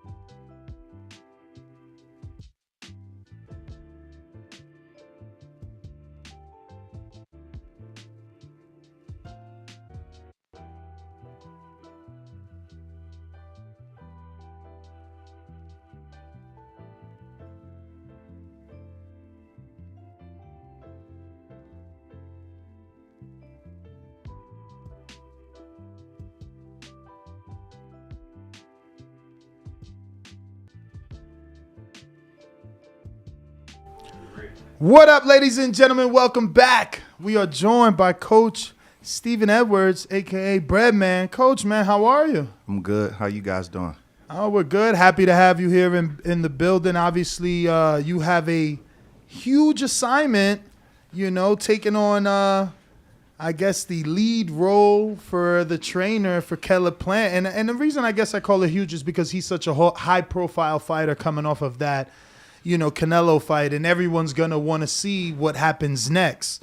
So how easy of a decision was it for you to make? We worked out 3 times. I came to Vegas, I think in April, for about a week. We worked out.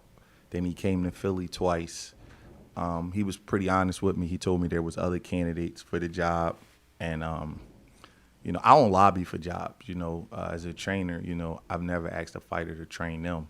So when I got word that he went, that he was looking for a new coach and he was, considering me, we've always been cool because I've had guys with PBC and he signed with PBC right away.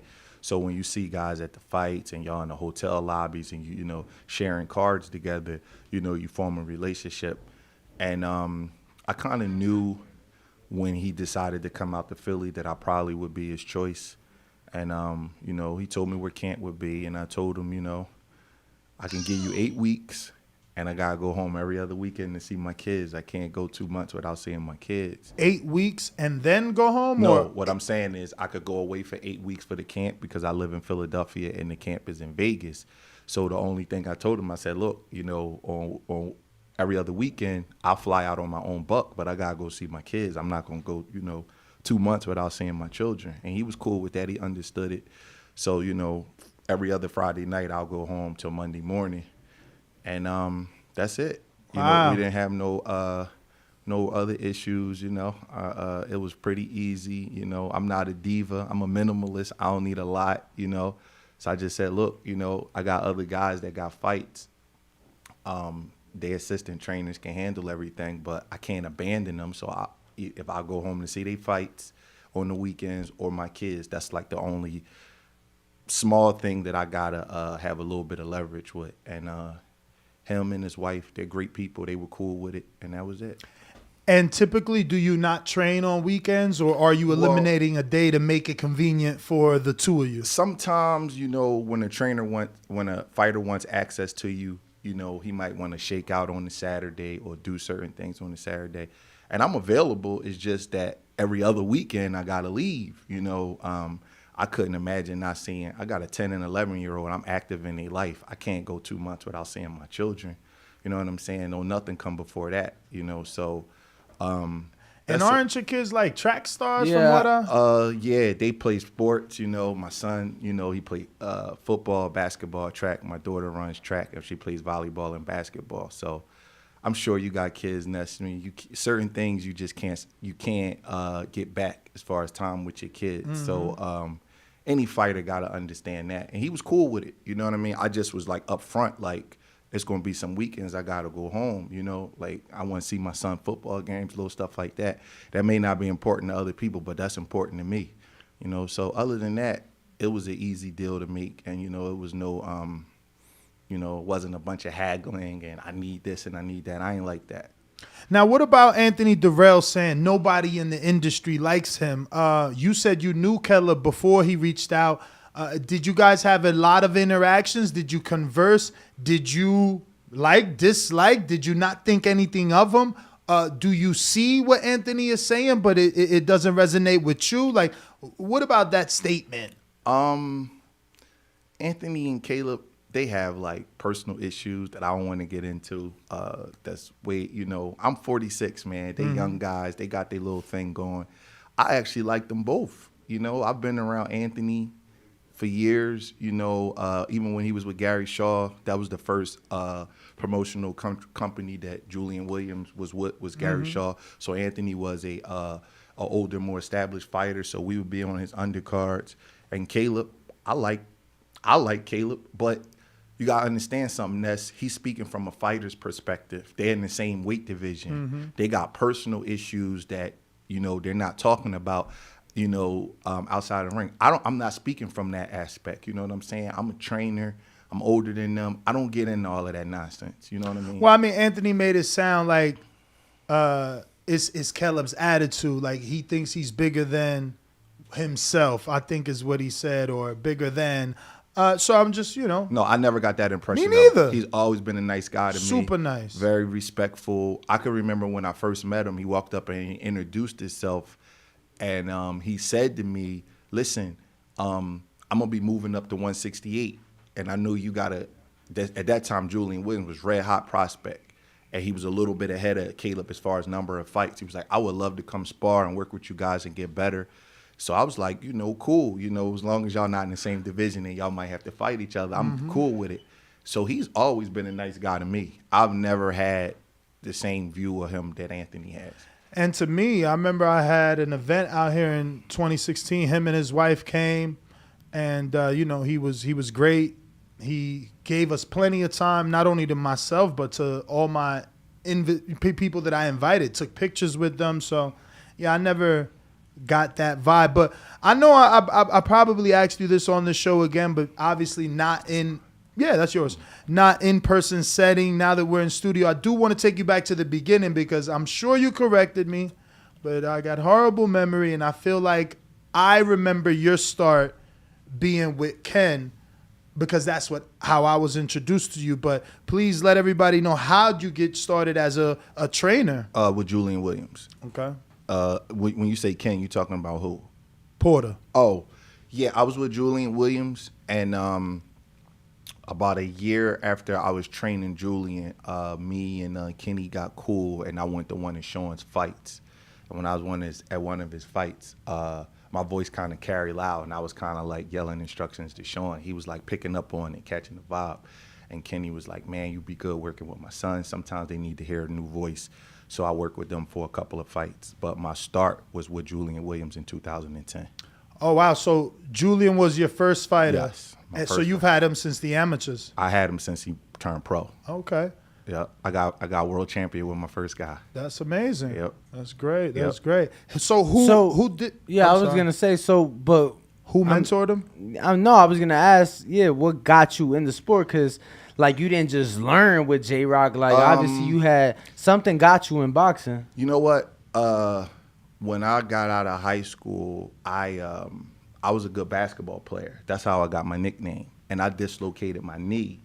And I was like, when you 18, 19, your mind is just all over. Wait, so bread man means money man? Like making that money shot? No, what happened is it was a movie out called Cornbread, Earl and Me.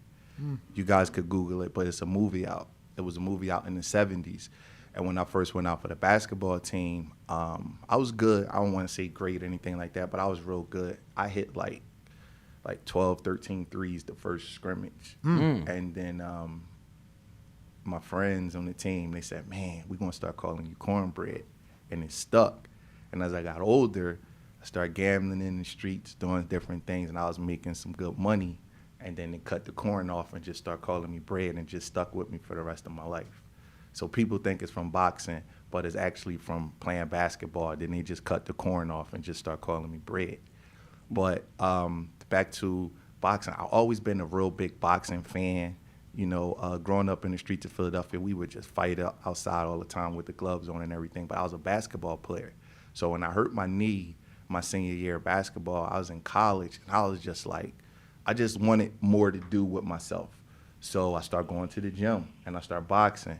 I was having good success. I'm pretty tall, and I was skinny at the time. I was like maybe 155, 160 pounds, and I'm 6'3", so I was boxing guys 5'7", 5'8", so I was having a big advantage over them. So it was fun to me. I never looked at it like it's going to be my career, or looked at it like I'm going to be anything except just recreational hobby of a guy that's still in like his athletic prime that just wants something to do.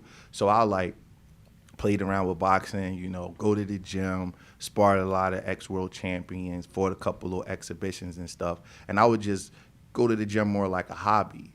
And then maybe about 10, 12 years later, this kid comes along, and I had a big fight party.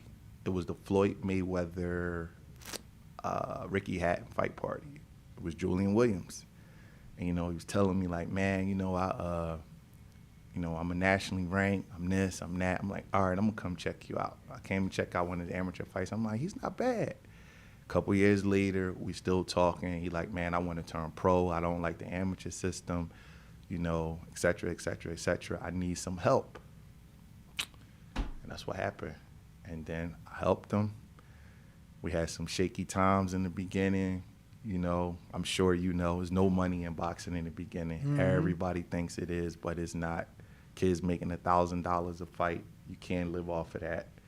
So, I had money. It was like, look, man, because he wanted to stop fighting and go to college. And I'm like, look, there's no job in the world that you're going to get where you can make $1 million in one night with your level of education, to be honest with you. Not in no community college. You wasn't on no dean's list. I'm not saying don't get your education, but don't stop boxing. Because he was frustrated because he didn't have no money. He lived on his own. He just was frustrated. So I'm like, look, I'm not going to spoil you, but I'm going to make sure that the ends meet till we get to this point. He was like 6-0, 7-0. Now imagine you off 6 months and you made $2,000. That it takes its toll on you mentally. So I'm like, don't worry about it. I got you. What made you do that? You know what, man?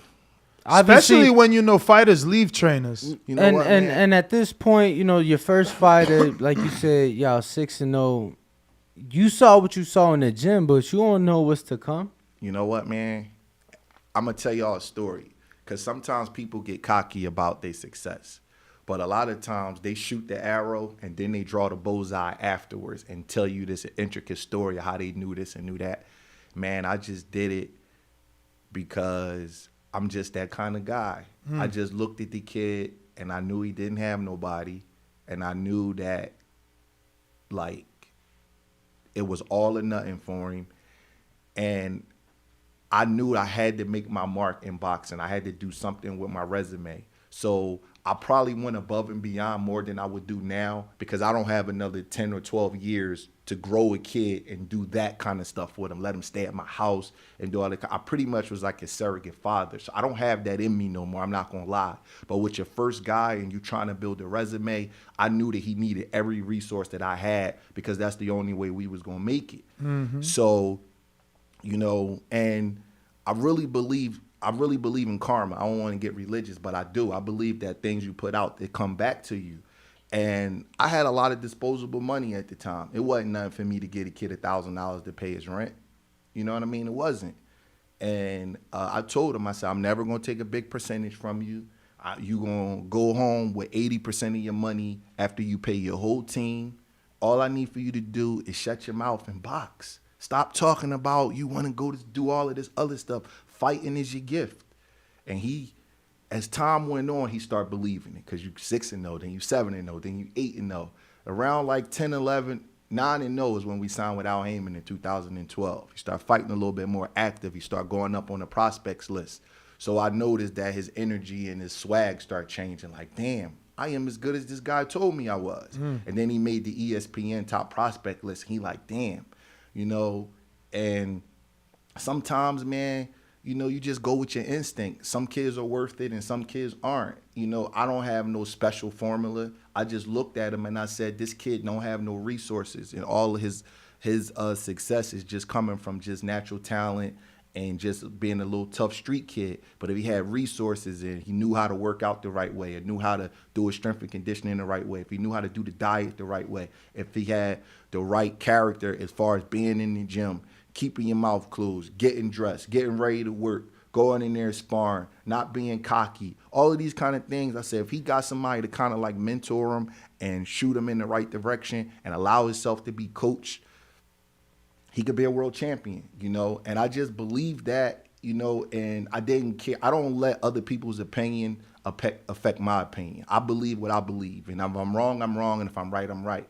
So I just felt like it was something that I had to do to establish myself in my career as a boxing trainer, because you got to have a resume. You just can't say anybody could be a boxing trainer. So you got to do something to establish yourself. And with that particular kid, I didn't have no other kids at the time. So I got to put all my time in them. We would see each other like freaking 3 times a day. I wake him up 5 o'clock in the morning. We go run. Go get breakfast. He go to sleep. I go home. Be back at the gym 3 o'clock in the afternoon. At night, if he wanted to work out, he would call me. So for 3-4 years, that's all we did. So you don't have no choice but to get good when you just involve your environment is all boxing like that. You know what I mean? So I knew we would be successful because we really didn't have a choice. It was just literally the gym or the track or the park where we run in hills. That's it. That's all we did. And literally a date for us was me taking him food shopping, teaching him how to eat the right way. Like, man, you can't put garbage in your body. You don't put garbage gas in a Lamborghini. You gotta put good stuff. Let's go to Whole Foods. I was just trying to teach him how to live a certain kind of way, and it worked. But it wasn't no special formula. It's just that I just knew that's what I had to do to be successful. Let me jump in because I want to go back to you saying you don't have it in you anymore to do that journey of building up a fighter as if it was your first. Let me correct you. What I mean by that is because I got a guy 7-0 right now named Romel Cruz that I believe is the real deal. But with Julian, I met Julian. I didn't have children. I wasn't married. He could come in my house. He could stay there. He could do all of these things. I could build a fighter up. Can't no more fighters come in my house. I got an 11-year-old daughter now. You know what I'm saying? I got a son, like when Julian would first come over, my kids was little when they was born, right? So they'd go upstairs and go to sleep. They was 2-year-old babies and stuff. That now I can't tell my daughter she can't play her music because of fighters in my house. You know what I'm saying? Things just change as you grow and evolve. I could bring a fighter up, but can't nobody else come live with me no more. Right, you know? it's different. The reason I was going to ask that is because, like, you think of Angelo Dundee. He let Tyson live with him. Customato. Yeah, Customato. And there's others, like Robert Garcia. He got an academy. Yeah. So maybe in your physical house is out of the question, but do you see a Breadman Academy where you have a building, Yes. 2-3, because even Herman Caicedo, his gym got like jail cells. They jail cells. They 10 by 10s. 100% I could do that. I'm actually looking forward to doing something like that. I just got to get the funding for it, to have a gym with a living facility in there. But when I say, see, I don't want to come off as bragging, but the things I did for Julian is something that a father does for their son. But that's what coaches are in boxing. It is. Listen, Ness, you right. But trust me when I tell you, it wears you out because you just said something. How you know to do that for a kid that's going to leave you? Mm-hmm. You know what I'm saying? Because me and him, we've had our issues. You know what I'm saying?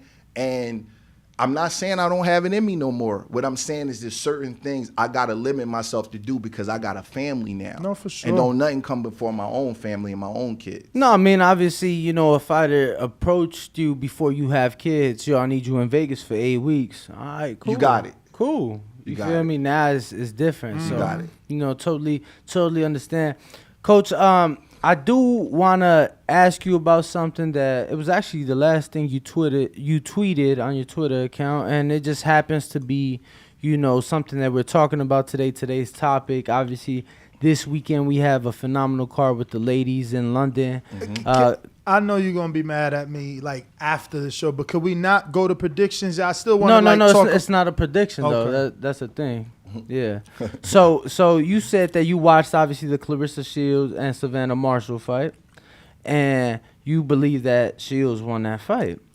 And I'm just curious, where did you watch that fight at, Coach? I saw it on YouTube. You saw it on YouTube. It's crazy. They took it down. Yeah. Sky took it down after. After I made my post? No, not after you made your post. After there was plenty of comments just like yours saying, obviously because that's their girl, Savannah Marshall is their girl. They putting it out there trying to promote her. And they like, yo, she didn't win that fight. They took it down. I didn't know if you knew that, and I was just curious on how you saw that fight. Honestly, man, I be bored in my condo.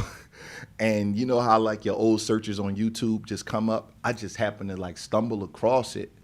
And I'm like I don't watch women's boxing the way I do men's boxing, but they're doing a good job of promoting these fights. Mm-hmm. So I was just curious. I said, let me check this out. I was bored. I'm on East Coast time, so I'm up early anyway. And I was watching. I was like, damn, Claressa won this fight.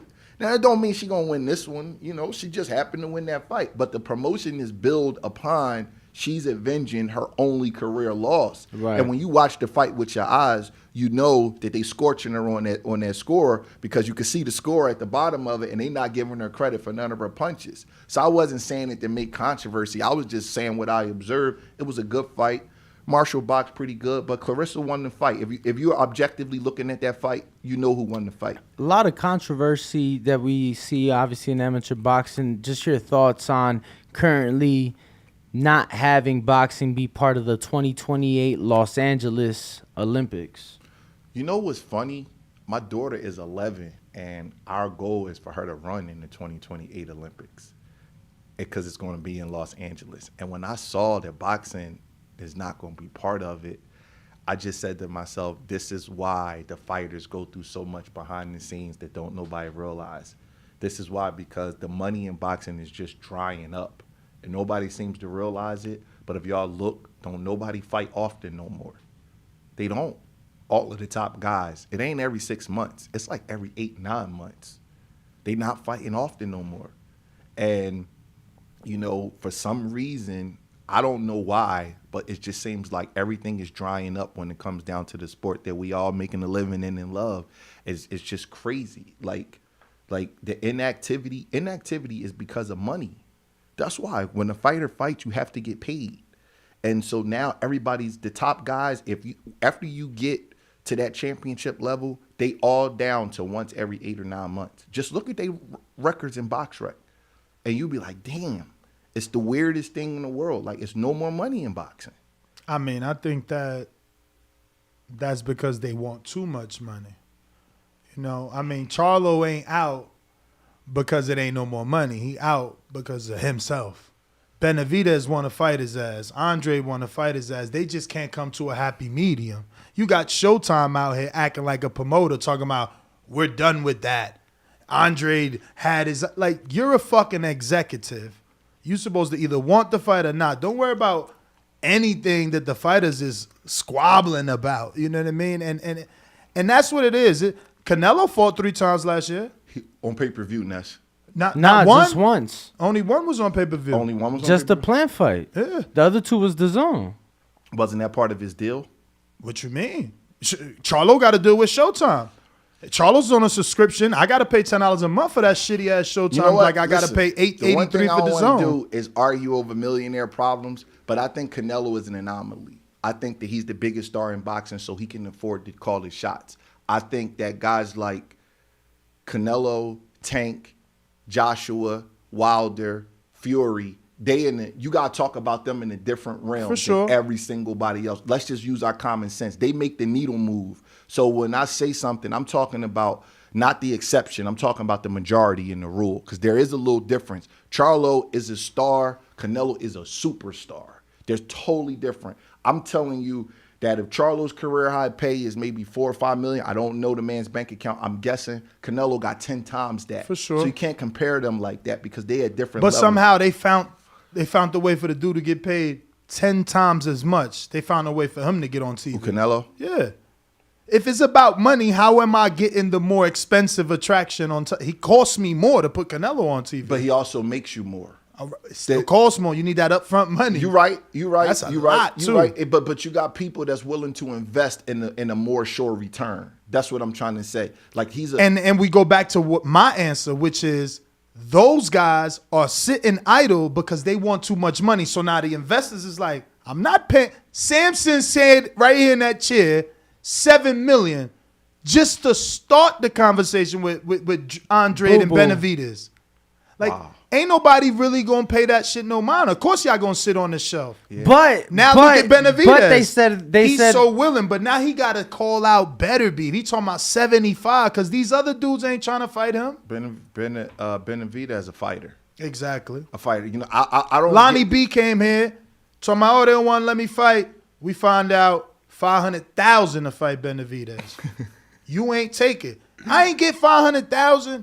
It was $250. His manager calling, bro, you know that was $400. I said, oh, what happened to that other $100 then? See, that's people gotta be careful with that because fighters lie. and I don't know Lonnie B or whoever you're talking about, but fighters. Oh, that's the Michael Jordan of boxing. Yeah, No, he said he the Michael Jordan of the super middleweight division, which happens to be the division Caleb fights in. But yeah. And you might want to bring him in for sparring because he always say, ask Caleb Plant. He always say he that. does say that. He does say that. See, I just started training Caleb. And you know how the gym is, Ness, guys say stuff. I don't get into that kind of stuff. He's the dude that beat Uztatigi before everybody. No, not before everybody. After Caleb. Oh, after Caleb. He beat Uztatigi after Caleb. It was on the Gervonta Davis Hiroki's Gamboa. I know who you're talking about. He's a slick boxer. He could fight with Mayweather. Yeah, he's good. I know who he is now. Black dude, kind of short for the weight, but he could box good. I know who he is. Yep. He could. Man, but I don't know nothing about him and Caleb. I don't get into that kind. Oh, no. It's nothing with him. Like Caleb is his boy, and he just they train together. So or have because of the Mayweather gym once upon a time. So he'll be like, oh, ask Eubank, ask Caleb, ask up Tabiti. I've sparred all them dudes. They know. Okay, I could believe it. I could believe it. Well, a lot of stuff happened in the gym, man. For sure.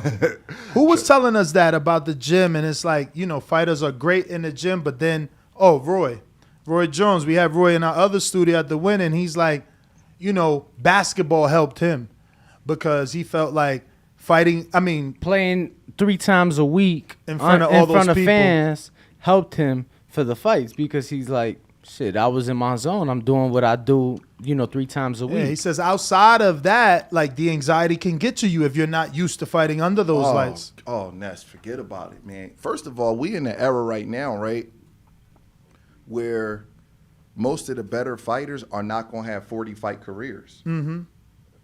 They just don't fight enough. You know what I mean? So anything involving skill, you got to do it all the time. And fighting another human being is a nerve-wracking thing. You know what I mean? I don't care how tough you say you are, you get anxiety doing it. Now, some people can compartmentalize it and some people can't, but there is a level of anxiety. So guys in the gym, like, everybody complains about this quote-unquote hard sparring. I'm like, well, how you going to make up for a fight in once every 9 months if you don't put yourself under the gun and spar? Because you dealing with, they always say, well, fighters of this era are not as good. They aren't because they don't do it enough. Guys like Ray Leonard and Tommy Hearns had 30 fights when they was 24 and 25 years old. So their peaks is going to look higher. They're going to be sharper fighters than the dude now, Earl Spence and Terrence Crawford. Earl Spence is 32 and got 27 professional fights. In another era, guy has 60, 70 fights by the time they was 32 years old. So it's a different level. So the only way you can make up for that is going back to what I said. It's the money. Listen, you think about the era that you've watched boxing and, because I don't know my history, but you go back and it's like dudes having 6 fights in 8 weeks or 4 months. It's because of the money. I could pay you $2,000. I could pay you $5,000. Think about it. How many cars did Don King have where you got 3 Hall of Famers on the card? Often. And you get what I'm saying? Yeah, he would do it all the time, but that's because he wasn't paying them enough. He did this guy here. But it's also because he did a lot of pay-per-views. That's you gotta cool. understand That's when you cool. on pay-per-view, you can demand your money because you make that back. Earl and Crawford ain't made because hypothetically, I'm assuming Crawford because there's still one win, but hypothetically, we assuming Earl and Crawford want over 10 mil. Earl got like 8 for Mikey. How I'm gonna do undisputed for less than that?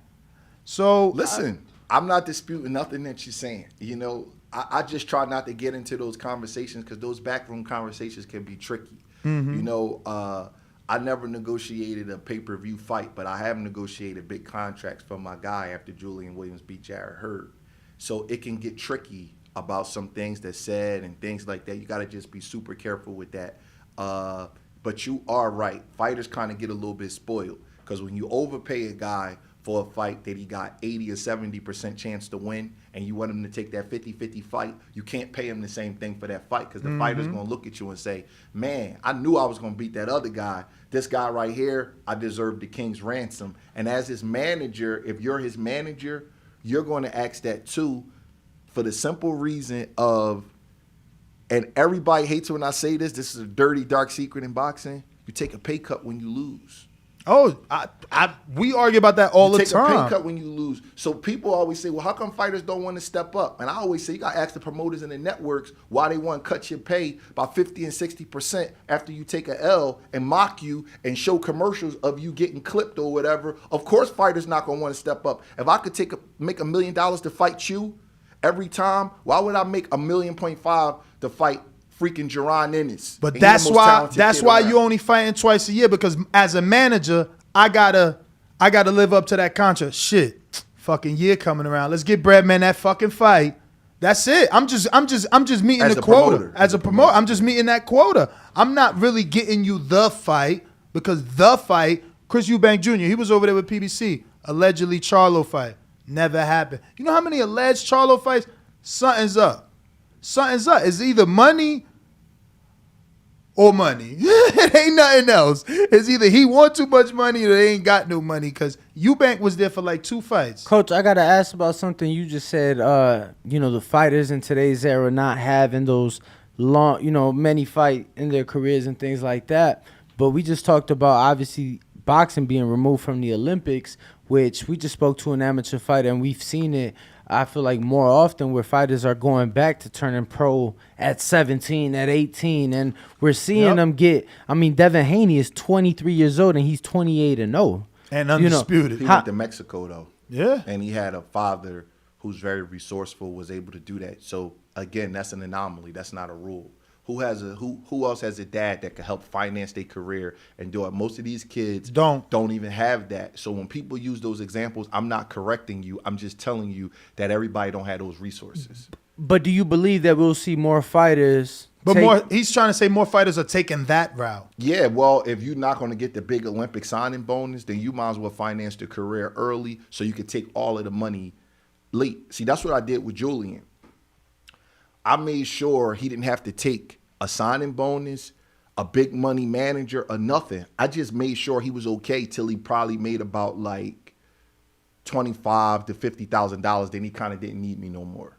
You understand what I'm saying? If he needed me after that, it was like, yo, man, give me my camp expenses and then I'll get it back from the promoters. But after that, he was cool. But till you get to that, it takes 15 to 16 fights to get to that point. So what do you do in that time? See, that's how the economics of boxing get messed up. Somebody will come to you and Ness and be like, yo, man, I need this kid. He can't work. I need y'all to help me with this kid. And y'all give this kid $2,000 a month for 4 years. That's $24,000 a year that you done gave him for 4 years. That's roughly $96,000, right? Okay. Right? Now this kid up to $100,000. You're not going to take 10% from him. $10,000 is not enough for what you invested in him. And you got a right to want your money. Sometimes fighters play the victim, right? But you got a right to want your money. You're going to take 33 1/3, whatever the law allows, because you want your money back, because you don't know when he's going to get clipped. You don't know when he's going to lose. You don't know when he's going to get another big fight. You don't know when he's going to get another big fight. More importantly, you don't know if he's going to get pissed off and leave you because the contract ran out. So therefore, you know what you do? You get all your money when you can. And then you'll have a fighter that tell like a little horror story about how he was getting jerked and they was getting robbed, but they don't tell how Ness and my man here with the San Diego hat financed them for 4 years. So it's a lot to go on in boxing that people can't really talk about, and they had these little victim playing stories. And then you get a good guy like me that say, man, listen, I'm going to take 10% as your trainer, 5% as your advisor, and I'll do everything, and I'm never going to go up. But how many guys you going to run into that's going to do that for you? It's very rare in boxing. So Devin Haney got a father who loved him and who was able to do that for him, and now the fruits of the labor pay off. But it's so much involved in that, you know, everybody's not willing to go through that again. So, and I'm telling you, it's time and money. You don't want to put your money up for somebody that's not going to pan out. And Devin is his son. So like, you imagine you putting up $96,000 for someone else's son, and like I said, he walk off on you. You got it. You got it. I spent 4 years of my life training this dude, giving him money, and he walked off because Freddie Roach now likes him. It happens every day. No, I know. Fighters, 99% of the fighters have no loyalty, and as soon as they lose, they don't blame it on themselves. They blame it on the people around them for putting in the fight, or you didn't show me this move. They got like narcissistic views about everything because they got to channel it in their brain. They can't say, Ness kicked my ass. He just better than me today. They can't say that. Me and Ness fight, he get over on me. I'll have to make up all these excuses on why he got over on me instead of him just being a better man on that day. Fighters is funny like that, man. So it's a lot that go into that. So that's why I try not to I should be letting this go because I know that his following is like a cult and they might beat me one day. But did you see what Wilder said since you brought that up? No, I didn't see anything. Deontay Wilder asked if he ever will be friendly with Tyson Fury. And I quote, "Nah, never, because I know the truth behind that. I don't condone cheating and shit like that. I know that, no matter what people say. People say if he did have something in his gloves, why not go to the authorities? Why the fuck would I do that when I had the opportunity to put hands upon him and the possibility to try and kill him and get paid millions doing it?" So he still believes Tyson Fury cheated. And I'm just bringing that up because you said fighters bring up excuses and don't, they blame everyone else and everything around them other than themselves. What is your thoughts, obviously, on that trilogy? Do you think there could have been foul play? Because this is a corrupt sport. It is come on, Margarito. What's my man name? The other very, very, very famous one with the water bottle. Aaron Pryor. No, the other one. Aaron Pryor. Panama Lewis had Panama Lewis, yeah. He gave the water bottle to Aaron Pryor. There you go. So we've seen it. It's foreign. It's unfortunate. I'm getting news that this weekend's ladies' card is probably gonna get canceled. What? Due to Queen Elizabeth being in bad health and they're expecting her passing before the fight. So, everybody's already came out. Adam Smith with Sky. They already said that they'll postpone it should she pass. So wow. UK is serious, bro. They don't even like you cursing. They fine you as a fighter for cursing and stuff. Wow. That's deep. The whole country is going to take a timeout. Whoa. Wow. That's a lot of money, man. They must got a lot of money to throw away because that's going to have to now be. You know what the best investment would be? To form some kind of insurance company on canceled sporting events or concerts because it seems to happen quite often these days. Could you imagine? Oh, the other day, I forget. I forget maybe The Weeknd. I forget. It was a huge artist that the first song, their voice went out. Oh yeah, I remember. And all the fans were complaining, not that the voice went out, but I think it was Ticketmaster wasn't willing to give refunds, and they y'all made probably $3-4 million on the gate, if not more, and no songs were. That's crazy. You get what I'm saying? No songs were sang. But earlier this year, same thing happened in the UAE when the. I don't know if it's the king. I don't know what they have over there, but the head person died, and then we had the Floyd Mayweather event, postponed and things were canceled because of that. So just something to keep an eye out. But Coach, but I still want your thoughts. I ain't letting you out. It does some shaky. Not shaky because that we know shaky, but at that level, that level of glove tampering, do you believe it can happen? I'm gonna answer it the best way I can. I had a fight. I could tell you what fight it is. I don't mind. Julian Williams was fighting Freddie Hernandez on St. Patrick's Day, 2014, up in Boston. A year prior to that, I had an issue with Karan up there. Karan fights at 160 pounds. He was on preliminary card. I think it was Vanis Monterosen was fighting Willie Nelson. Okay. They gave Karan 8-ounce gloves. Anybody who fights over 147 should be wearing 10-ounce gloves. I'm an honorable guy. I could have put the gloves on and go out and kill the kid. But I'm like, yo, bro, y'all guys is moonlighting as commission people. Y'all don't really care or know the rules. You can't give a 160-pound fighter 8-ounce gloves. We was fighting at Connecticut, one of the Indian reservations. I got you. So he was like, oh, man. So the commissioner guy came out to him and was like, man, I'm so glad you did that, man. I would like for you to come up here and speak, because these guys, I'm like, it's your responsibility, sir, because I didn't have to do that. I could have taped him up and he went out there and been hitting his kid with 8-ounce gloves on. Julian Williams is fighting Freddie Hernandez. I told Golden Boy, because that's when Golden Boy was working with Al Heyman a lot at the time. I'm like, yo, I got to watch them wrap his hands. He was like, cool. I get to the dressing room. Both his hands is wrapped in tape. I said, we ain't fighting. If y'all watch the telecast, they kept putting commercials on because it's on YouTube simply because we had to go to the room and take the tape off. I'm like, I'm not fighting. When I went out there, it was tape, gauze, tape, gauze. I'm like, his wraps is stacked. Well, we let people. I said, no, you don't. A couple commissions, maybe Vegas or somebody let y'all do it. But y'all can't do that with my guy. We not fighting. I made him take it off, put it back on the right way. My old head is Nazem Richardson, so I know how that stuff go. And we won the fight, third round knockout. So when you ask me, can stuff still go on? Yes, it can. Can it go on at that level after accusations were already made? If his gloves was tampered with in the first or second fight, I would think it would probably be impossible in the third fight because somebody would be there looking.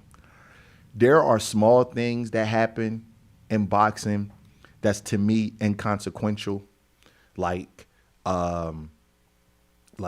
you might have your tape a little bit past the border where the wrist is supposed to be so your gloves could kind of be a little tighter. That's something that most trainers will do. You might put, instead of Vaseline, you might put a little cocoa butter on the guy, and that's not that big of a deal because he got sensitive skin and you don't want him to cut up, and Vaseline kind of clogs the pores. That's not a big deal to me. You might give a guy a haul in the locker room or let him like eat some beets or chew some ginger to kind of get his blood flowing a little bit because you're not supposed to. That ain't no big deal. You know what I mean? But when you talk about putting stuff in people's gloves, that's serious. You know what I mean? I don't want to comment on that because I'm not part of that. But somebody from Wilder's team has to be responsible for that. So that's a serious accusation. Far as I know, nothing was ever founded about it. But after you make that kind of accusation, they fought 3 times. So I'll just leave it at that. Like at some point, somebody has to be responsible for watching that man put his gloves on and things like that. You know, Margarito was only able, after he got caught, it never happened again because the eyes are on you at that point. So I'm not going to say that it's impossible. I'm not going to question Wilder's integrity. I just don't know how it could have happened multiple times after you make the accusations because at that point, all eyes are on people. Any fighter that you work with, when they fight, you're watching the opponent's hands be wrapped? Or I usually wrap my guys' hands, but somebody will be watching regardless. But the messed up part is, unless you like a main event, top level guy, a lot of times the commission don't let you over in the room. I would love for y'all guys to be able to have a chance to be in the dressing rooms because it's a lot going on. It's busy. Like these local fights, one time I got into an argument with a commissioner and I said, I love this kid right here fighting a 4-rounder as much as I do my championship level guys. His health mean the same thing to his family as that guy do. Bro. They'll watch you watch hands for like about 2 or 3 minutes and then walk away to another guy. It might be one commissioner assigned to 5 guys and he can't watch all of that. So it's a lot more going on than what people think. I'm with you because I did a lot of club shows in Atlanta and I told the commission, I'm like, bro, you know that heavyweight is sitting on his gloves and they're fucking folded? Like, he literally folded his gloves and sat on them to break them in before the fucking fight. Yeah. I'm like, what is you doing? Yeah. I was flipping out. It was insane to me. I ain't understand when people say it can't happen, I'll be like, I ain't going to say it can't happen. It can happen if you got a rotten coach that's willing to do certain things. The likeliness of it happening at the top level is slim, but it's not impossible because guys from the commission, they walk around, they do different things. You don't know. You know what I mean? No, I mean, I've been back there. I know you've been in locker rooms before fights. Yeah. And I was actually in a championship fight where the challenger, it's like, no, they was literally gonna let him walk out with no mouthpiece, like out of the locker room. I'm like, bro, y'all supposed to have the 2 mouthpieces ready. Like, y'all supposed to check for these things. And I'm just sitting there and I'm like, okay, cool. And then on another occasion, same thing. It's like they didn't wait for the opponent's team to come watch hand wraps, and it was like, well, the commission would say that like, well, I wasn't, so I need to rewatch that. I'm like, oh shit. And let me tell you something else. When you fight at different places, you get licensed in each state. Some commissioners let you do things that other ones don't. You know what I mean? And you gotta, man. That's why we need universal commission. It's state by state. So New York might use instant replay. New Jersey doesn't. New York might allow certain type of rap. Yeah, no, I mean, Philly doesn't. The state of Nevada, you brought up the glove situation. The state of Nevada, I didn't know if you knew, but 35 to 47, they could fight in 10-ounce gloves as well. If both teams gotta agree. Yeah, both teams have to agree. But nobody, you want to hurt the guy, so you don't agree to that. You want your 8s on. But both teams have to agree, and that is true technically. But you don't want to be the team that say, "Man, I want 10s," because it's gonna make you look like your guy ain't with it. See, and you know, I thought that, but then the Thurman versus Barrios fight happened, and then that's at 47, and they're like, "Yeah, we're using 10s," and I'm like, "Oh wow," that's when I found out that rule. So, yeah, to this day, I don't know who requested because Barrios say Keith requested. Keith say you gotta. That proves my point. That proves my point. Nobody's going to admit that they requested but that. You know it was Barrios. He the smaller man moving up, coming off a knockout. Like, no. I'm not disagreeing with you. I didn't even know they wore 10s. But if you use your common sense, you probably would figure that he would be the one. But I don't know. So just to finish with Wilder, obviously he's got the Hellenius comeback, but WBC Mauricio Suleiman said that if he wins, the next fight is Ruiz, Wilder, final eliminator, mandatory for Tyson Fury. If Wilder can get 2 more Brazil-like knockouts on Hellenius than Ruiz, are you willing to pay again for a 4th Tyson Fury fight? Do you want Tyson to give him that fight? Or do you want Tyson to be like, nah, there's a lot of room. Dead that chapter. You know what I mean? There's a lot of room. I think when guys fight 3 times and that one guy doesn't have any losses, I mean, how many times are you going to do it? But I don't want to speak, you know, me personally, I don't need to see it again. But Deontay Wilder's a dog, and he's say what you want about him, he's a courageous guy. And those comments he made about not stopping my fight and letting me fight to the death, he proved that in the 3rd fight. Yes, he did. That. You know what I mean? So, you know, whatever you say about him, you got to tip your hat to that, man, because that beating he took that 3rd fight, that Joker kept trying. He wouldn't give up. He almost won the fight.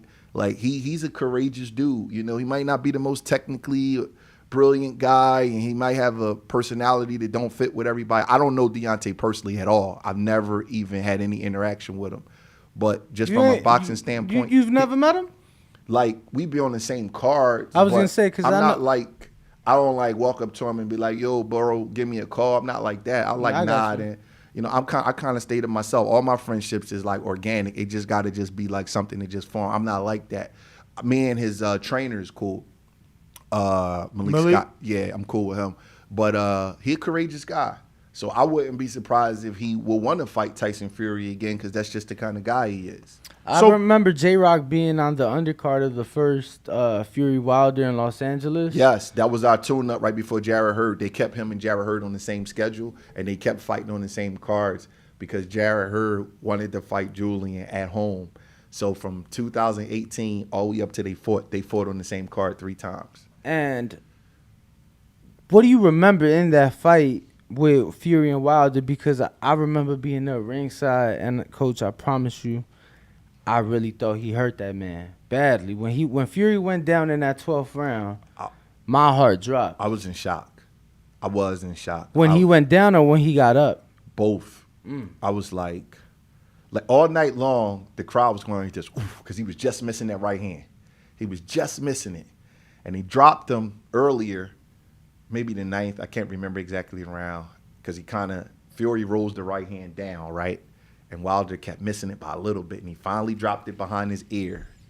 So he gets up, and in the 12th round, he hits him with a right hand left hook. And I'm like, wow, he finally got him, man. I'm saying to myself, this dude always get people. And Fury got up. I said, with hella energy. And buzz Wilder before everybody forgets he cracked Wilder before the round was over. I don't forget. I was like, damn. I said, man, you know, I was actually explaining to Julian, I said, man, it's different kind of chins in boxing. There's some dudes that get hurt and go down, but they don't have iron chins where you can't dent them, but they have the kind of chins where they got real fast, weird recuperative powers where they can be hurt. Did you see this weekend's fight? Oh, man. That boy, even though he lost, man, he got amazing recovery. Yeah. In my opinion, I think Venezuela, I don't know, I'm biased. I watched him train and spar. I wasn't expecting what happened. Shout out to Edwin De Los Santos. You watched that fight? Yeah. The 35 pounders? That was crazy.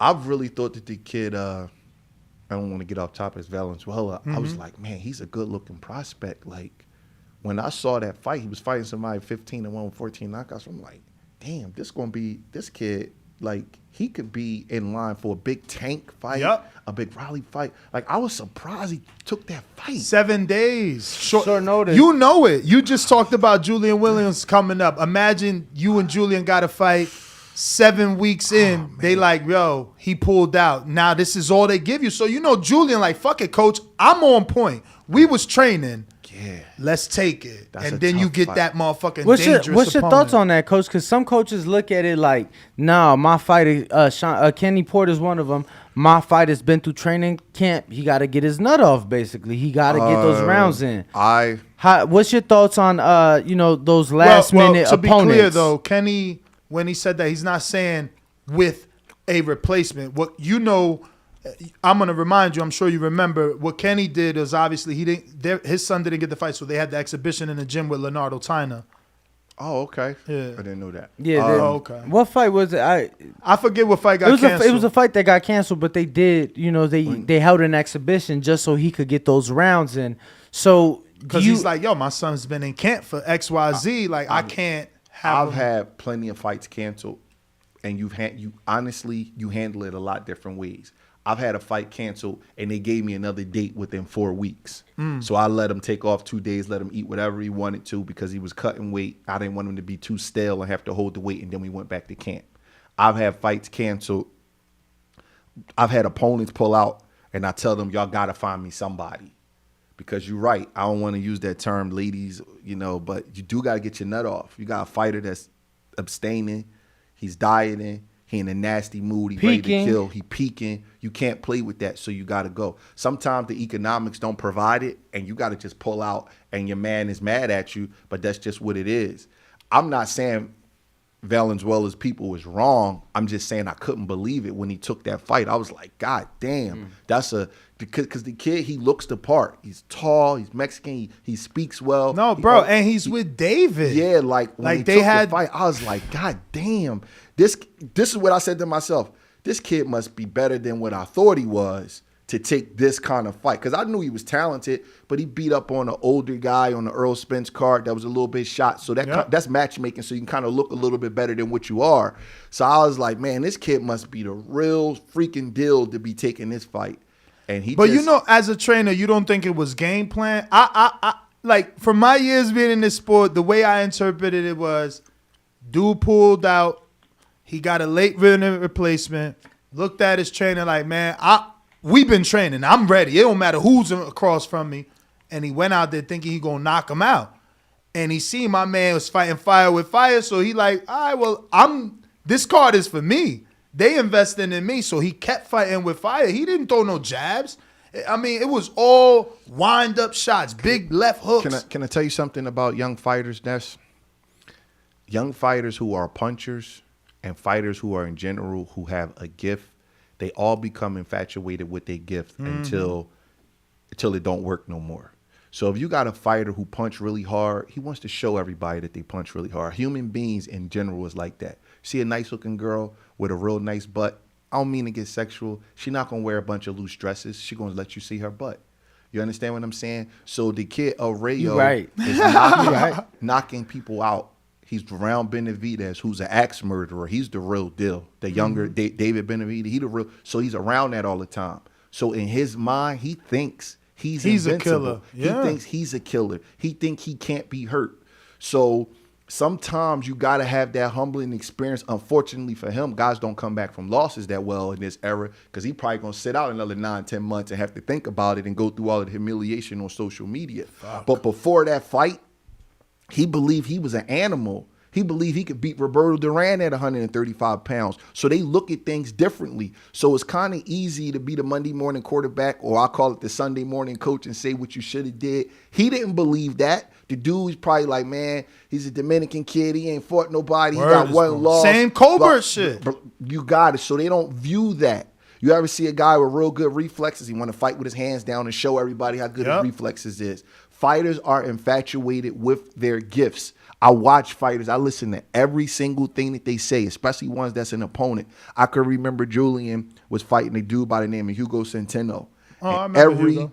Every single interview, all he talked about was his jab and how tall he was, how he had the reach advantage, and he was going to outbox him. I said, man, we're going to put a jab on him. The shorter guy can out-jab the taller guy if you jab from a certain angle. Julian wasn't as tall as he was, but he was longer than him. And I was like, length is more important than height, because you could jab up like this and jab the shit out of him. Watch that fight on you. That kid quit in the 4th round, and they made it seem like it was something wrong with his eye.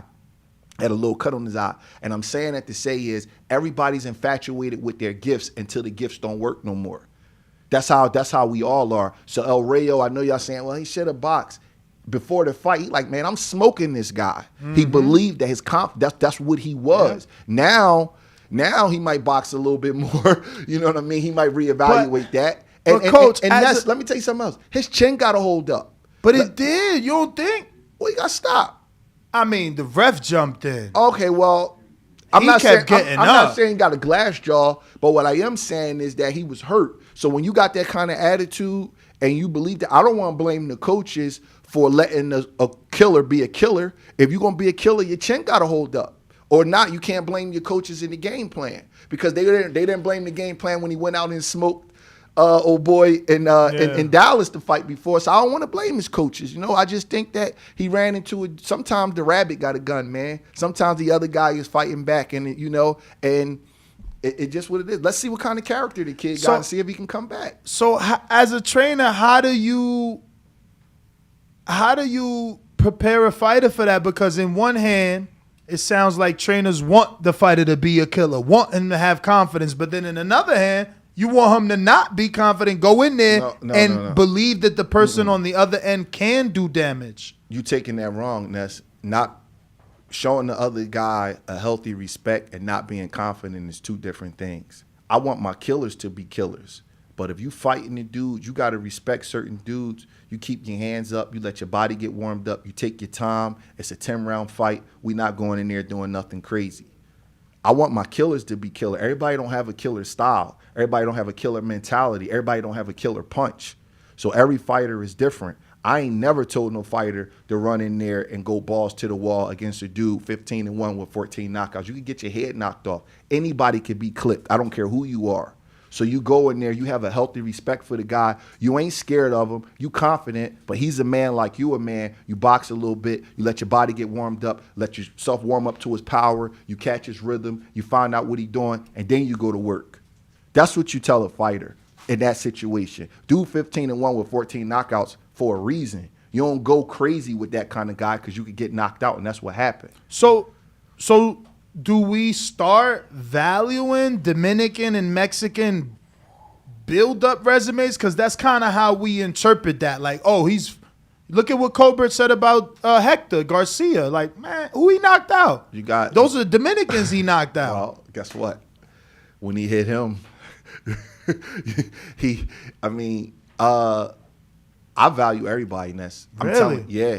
Even Colombian records. I value that. I look to see who their trainer is. I look to see who they fought. I look to see where they're training at. Are they training in America? Do they have any credible sparring partners? I value any and everybody. I just told Caleb, bro, listen to me. This going to be a hard fight. Anthony Durrell is an older guy. This might be his last shot. He got anger issues towards you for whatever reasons he done made up in his head. Don't you believe for 1 second this dude gonna come and lay down for you. This is a real fight. Don't believe none of that hype about him being shot or none of that. He coming to go to work and he got a good trainer. I don't play that. Now, if you want to be complacent and have that kind of attitude, most times that shit humbles you. You know what I mean? So I don't talk like that. We running out here, Ness. It's 110 degrees at UNLV.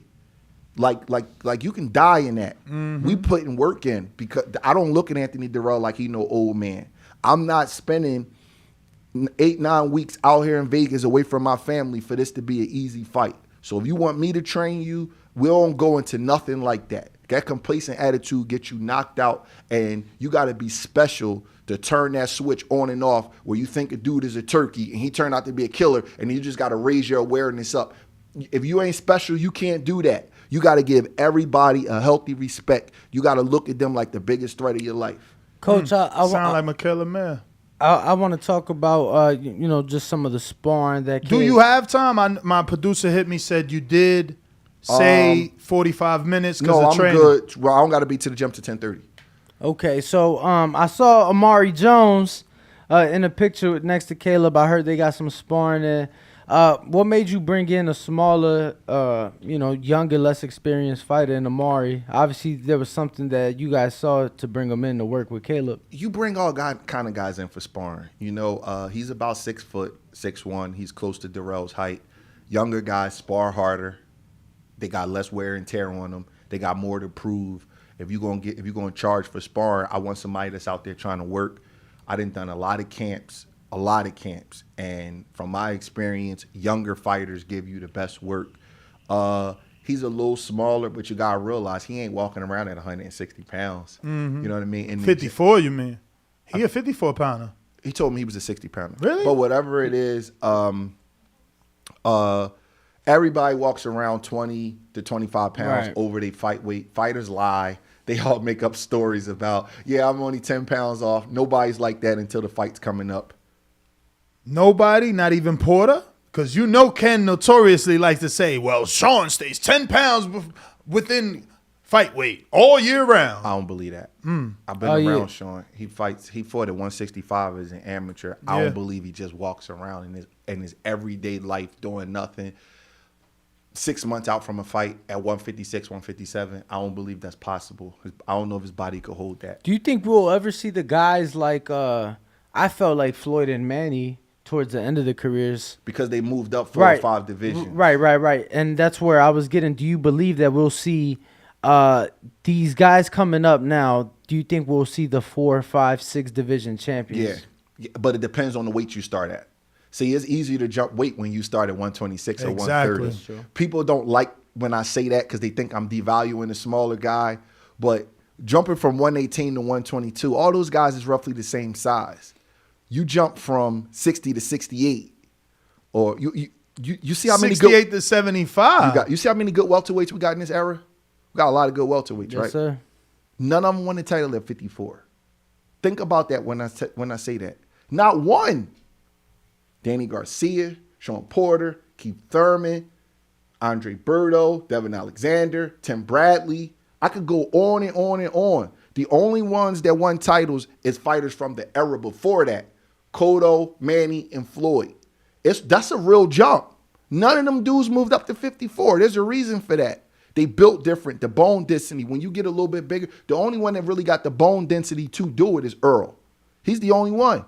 So you don't believe Crawford? I disagree. Danny moved up. And he just moved up. He's been fighting 14 years. I get it. He just moved up, but he still had a solid win at 54. He fought an ex-40 pounder at 54. Keith moved up 10 years ago and beat a former 54 champ or 140 pound champ. 147 pound champ. I love Danny. Danny, my guy. I love Danny. What I'm saying is that's a big, big jump. I'm not disagreeing. He waited to move up 14 years in his career. Still haven't won a title. He beat a guy that's way past his best day that used to be at 40. He didn't move up and fight. He didn't move up and fight Tony Harrison. But he's doing what Danny does. Remember when Danny moved from 40 to 47? He took a couple in between fights, a 42 or 43. Then he jumped in there with Malignaggi. He taking this fight with David Benavidez's brother Jose. He called out Laura. Listen, at 60. I'm not saying he can't do it. But I love Danny. I'm not saying you're saying he can't. I'm telling you that he is attempted. No. None of them have done it. And that's the only correction I'm making. That I'm not saying you saying he can't. I'm just saying, Brad, man, he is trying. Yes, he's trying. Out of everybody, he's trying. Let's see if he can pull it off. Yeah. Let's see if he can win the title. And Laura's old enough too. Like if he ever gonna do it, Laura, that's a good fight. Right now, it's about an even fight because of where especially if they he could get him at a catch weight. Because I heard something about a 155. That's possible. All I'm saying is that it's a real jump the higher you get. Like you got to be a great fighter to win the title at 47 and then win it at 60. Think about all the dudes in history who's ever won. I know you say you're not a historian. I know Ray Robinson, though, right? 47 and 60. Ray Leonard, Tommy Hearns, Roberto Duran. Only special fighters have made that jump because it's different body mass. It's different than 118 and 122 or 122 and 126. So what do you think? Different. What do you think of Canelo's? He's special from 54 to 70. He's special. People don't like Canelo, but he's special. I'm just telling you, he is. He's a special fighter. He got big heart, big chin, major skills. He's strong as hell. He very relaxed in the ring. He ain't perfect. It's things you could do to him, but anybody can't beat him. What was your thoughts on the Triple G3 fight before he lost? Because that was. You mean Triple G2? No. I'm saying they already had announced the third fight before the Bivol fight.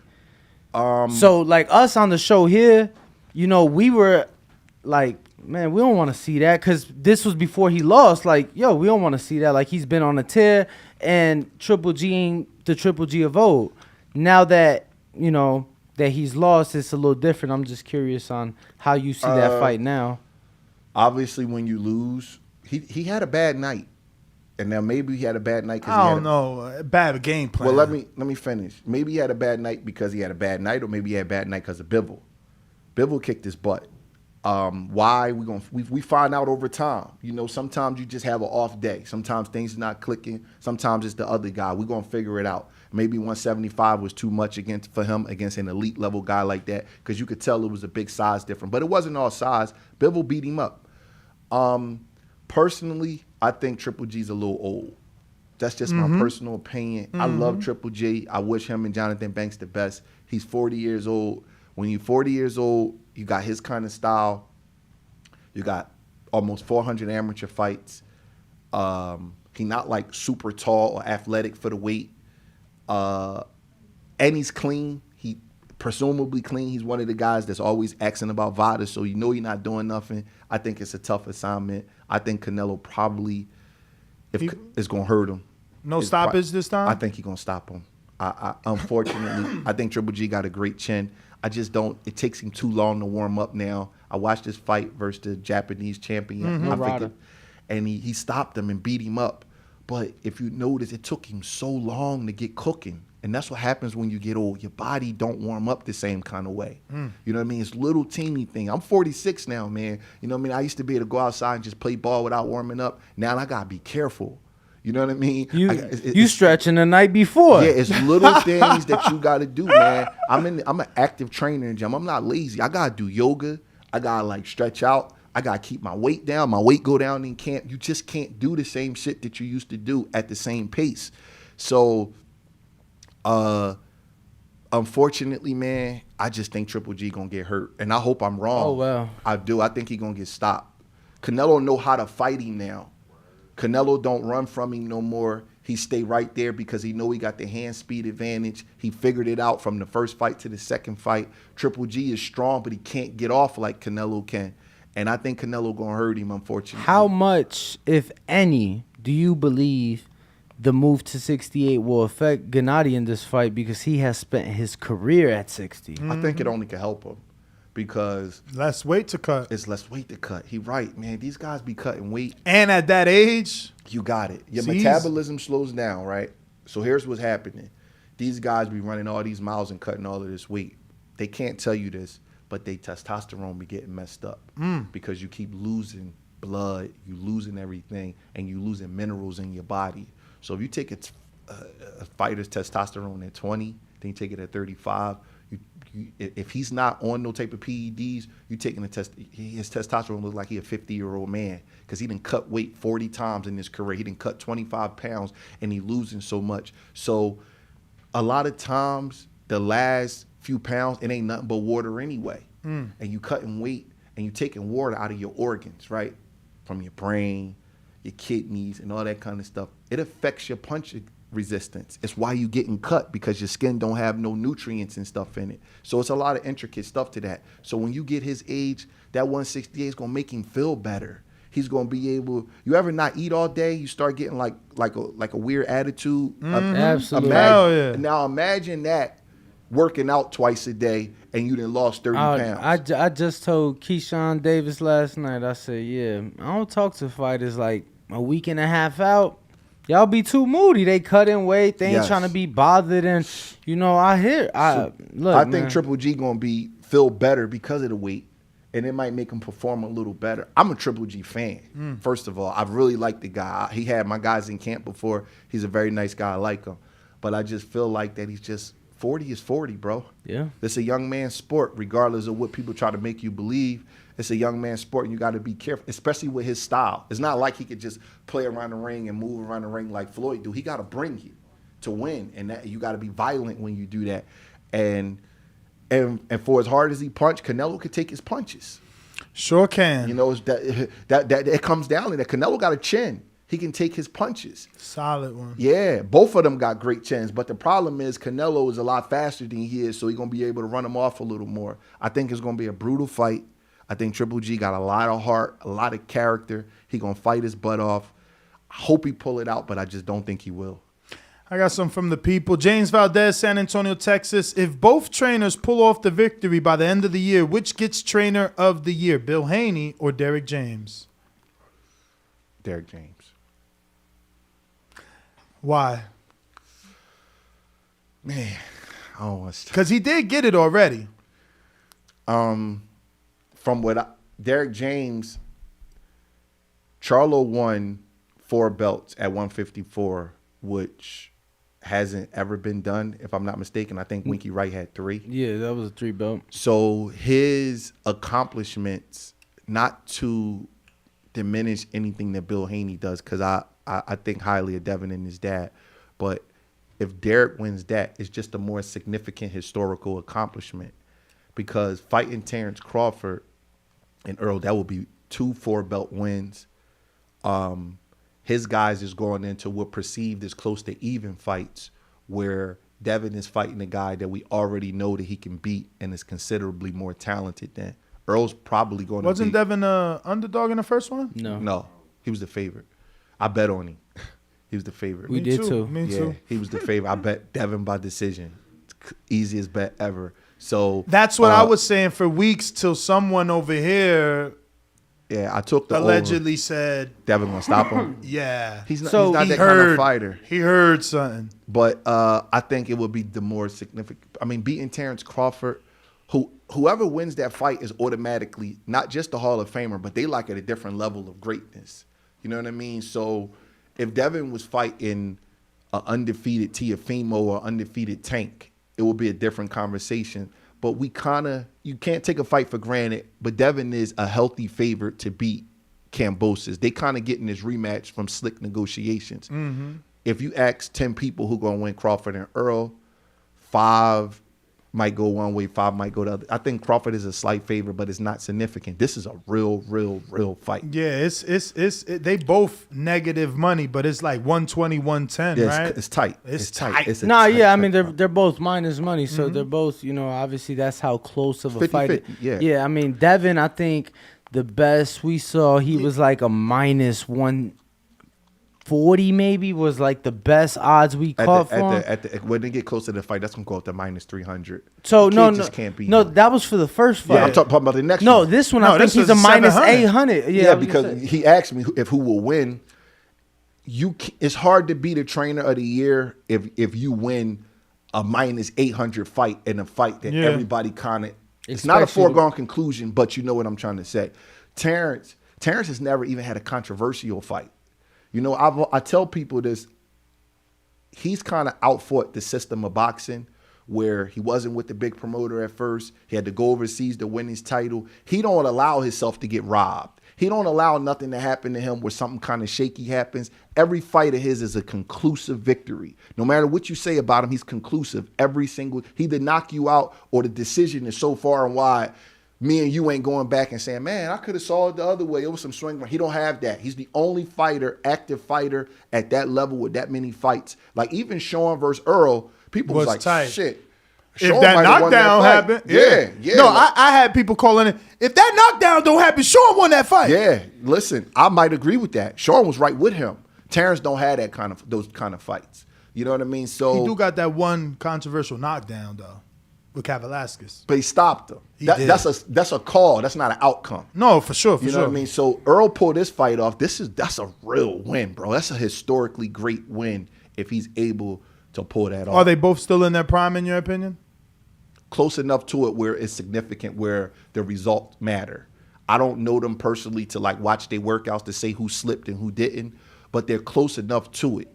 And with Earl's performance in his last fight with Ugas, the excuse stuff is out the window now. Because if I'm Team Crawford, I'm gonna say, wait, he just looked like $1 million against Ugas. He looked like the old guy. Stoppage. He looked like the guy. Because at first Earl was kind of like boxing and being a little bit more careful against Mikey and Danny. You know, people really wasn't that pleased with his performances because he came up looking like a wrecking machine. His performances against Algieri and Lamont Peterson, he was a monster.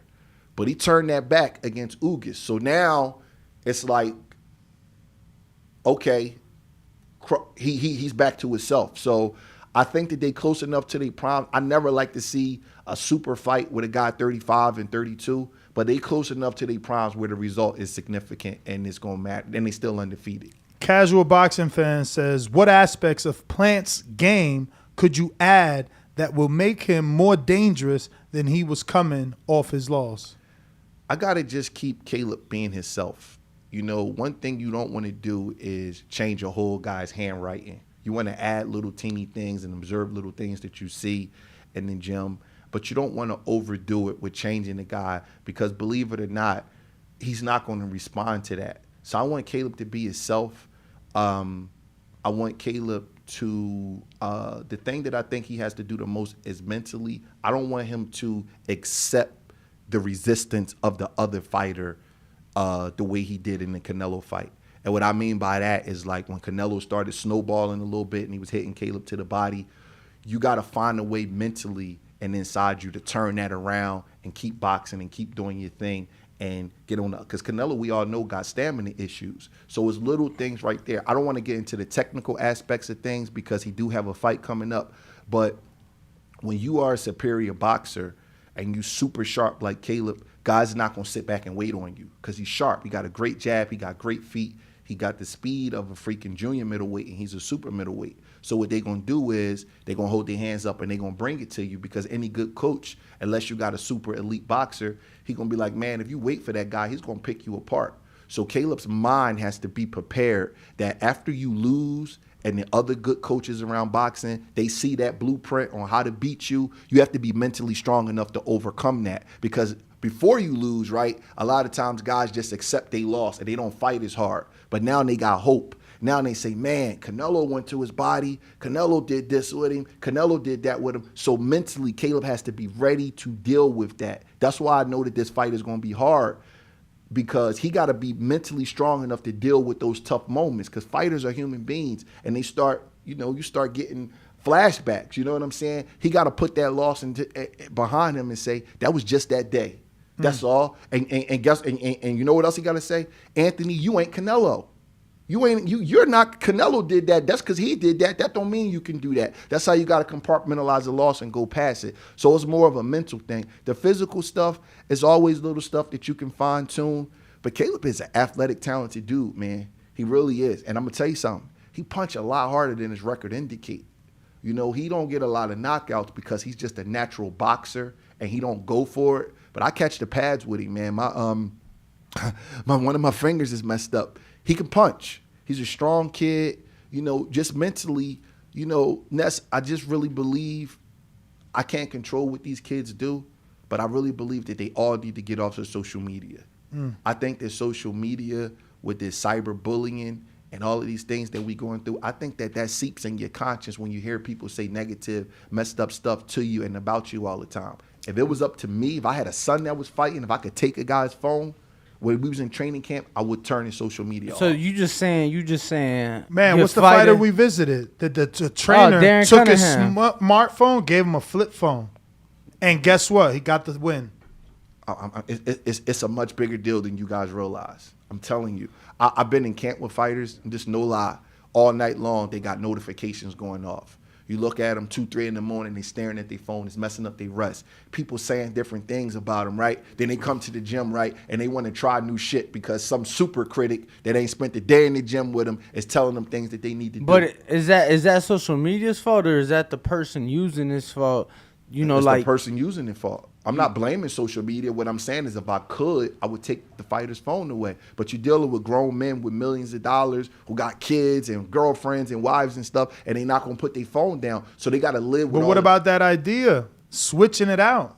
I agree with whoever that coach was. I agree with him. But what I'm telling you is he may have the reins over that kid. No, for sure. But what I'm saying for you, do you think, obviously Caleb is a rich man who's the boss, but do you see that you could be like, yo, Caleb, just for the purpose of this fight, take a phone, swap your phone where you can still talk to Jordan, you can still communicate, but you ain't on, they don't got no apps. I've actually suggested that, and I've told friends and family, the closer we get to the fight, and this is my first time on the team, I want everybody to leave him alone.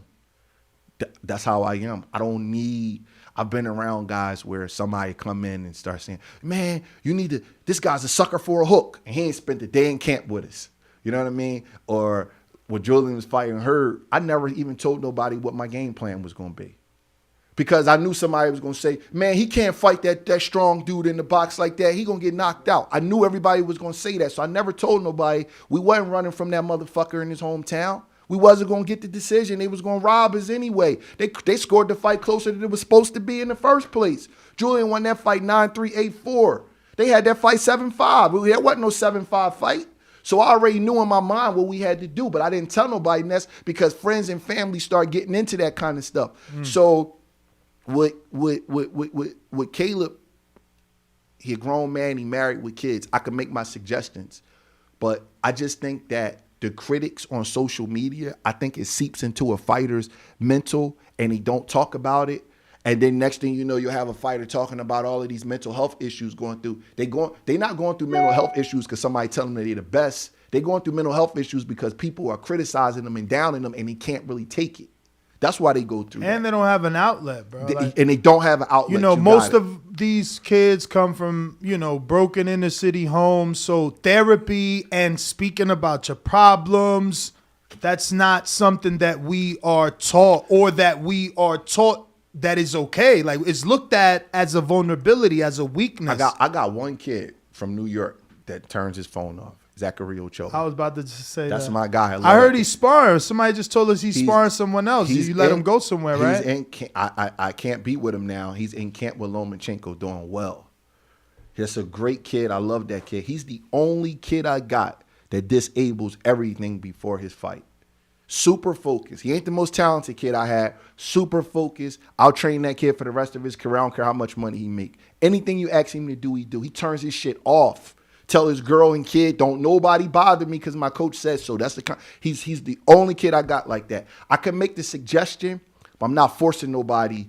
I'm not fighting with nobody over their phone. That's at this point in my career. But I know that the critics on social media, it weakens a fighter emotionally. Coach, I mean, let me get these two off. Go ahead. Well, no, I was just gonna touch on that because I just keep thinking like I did an interview with Andre Ward that led somebody to literally threaten my life in my Instagram DM, right? Oh, wow. But to me, it's just like what happened?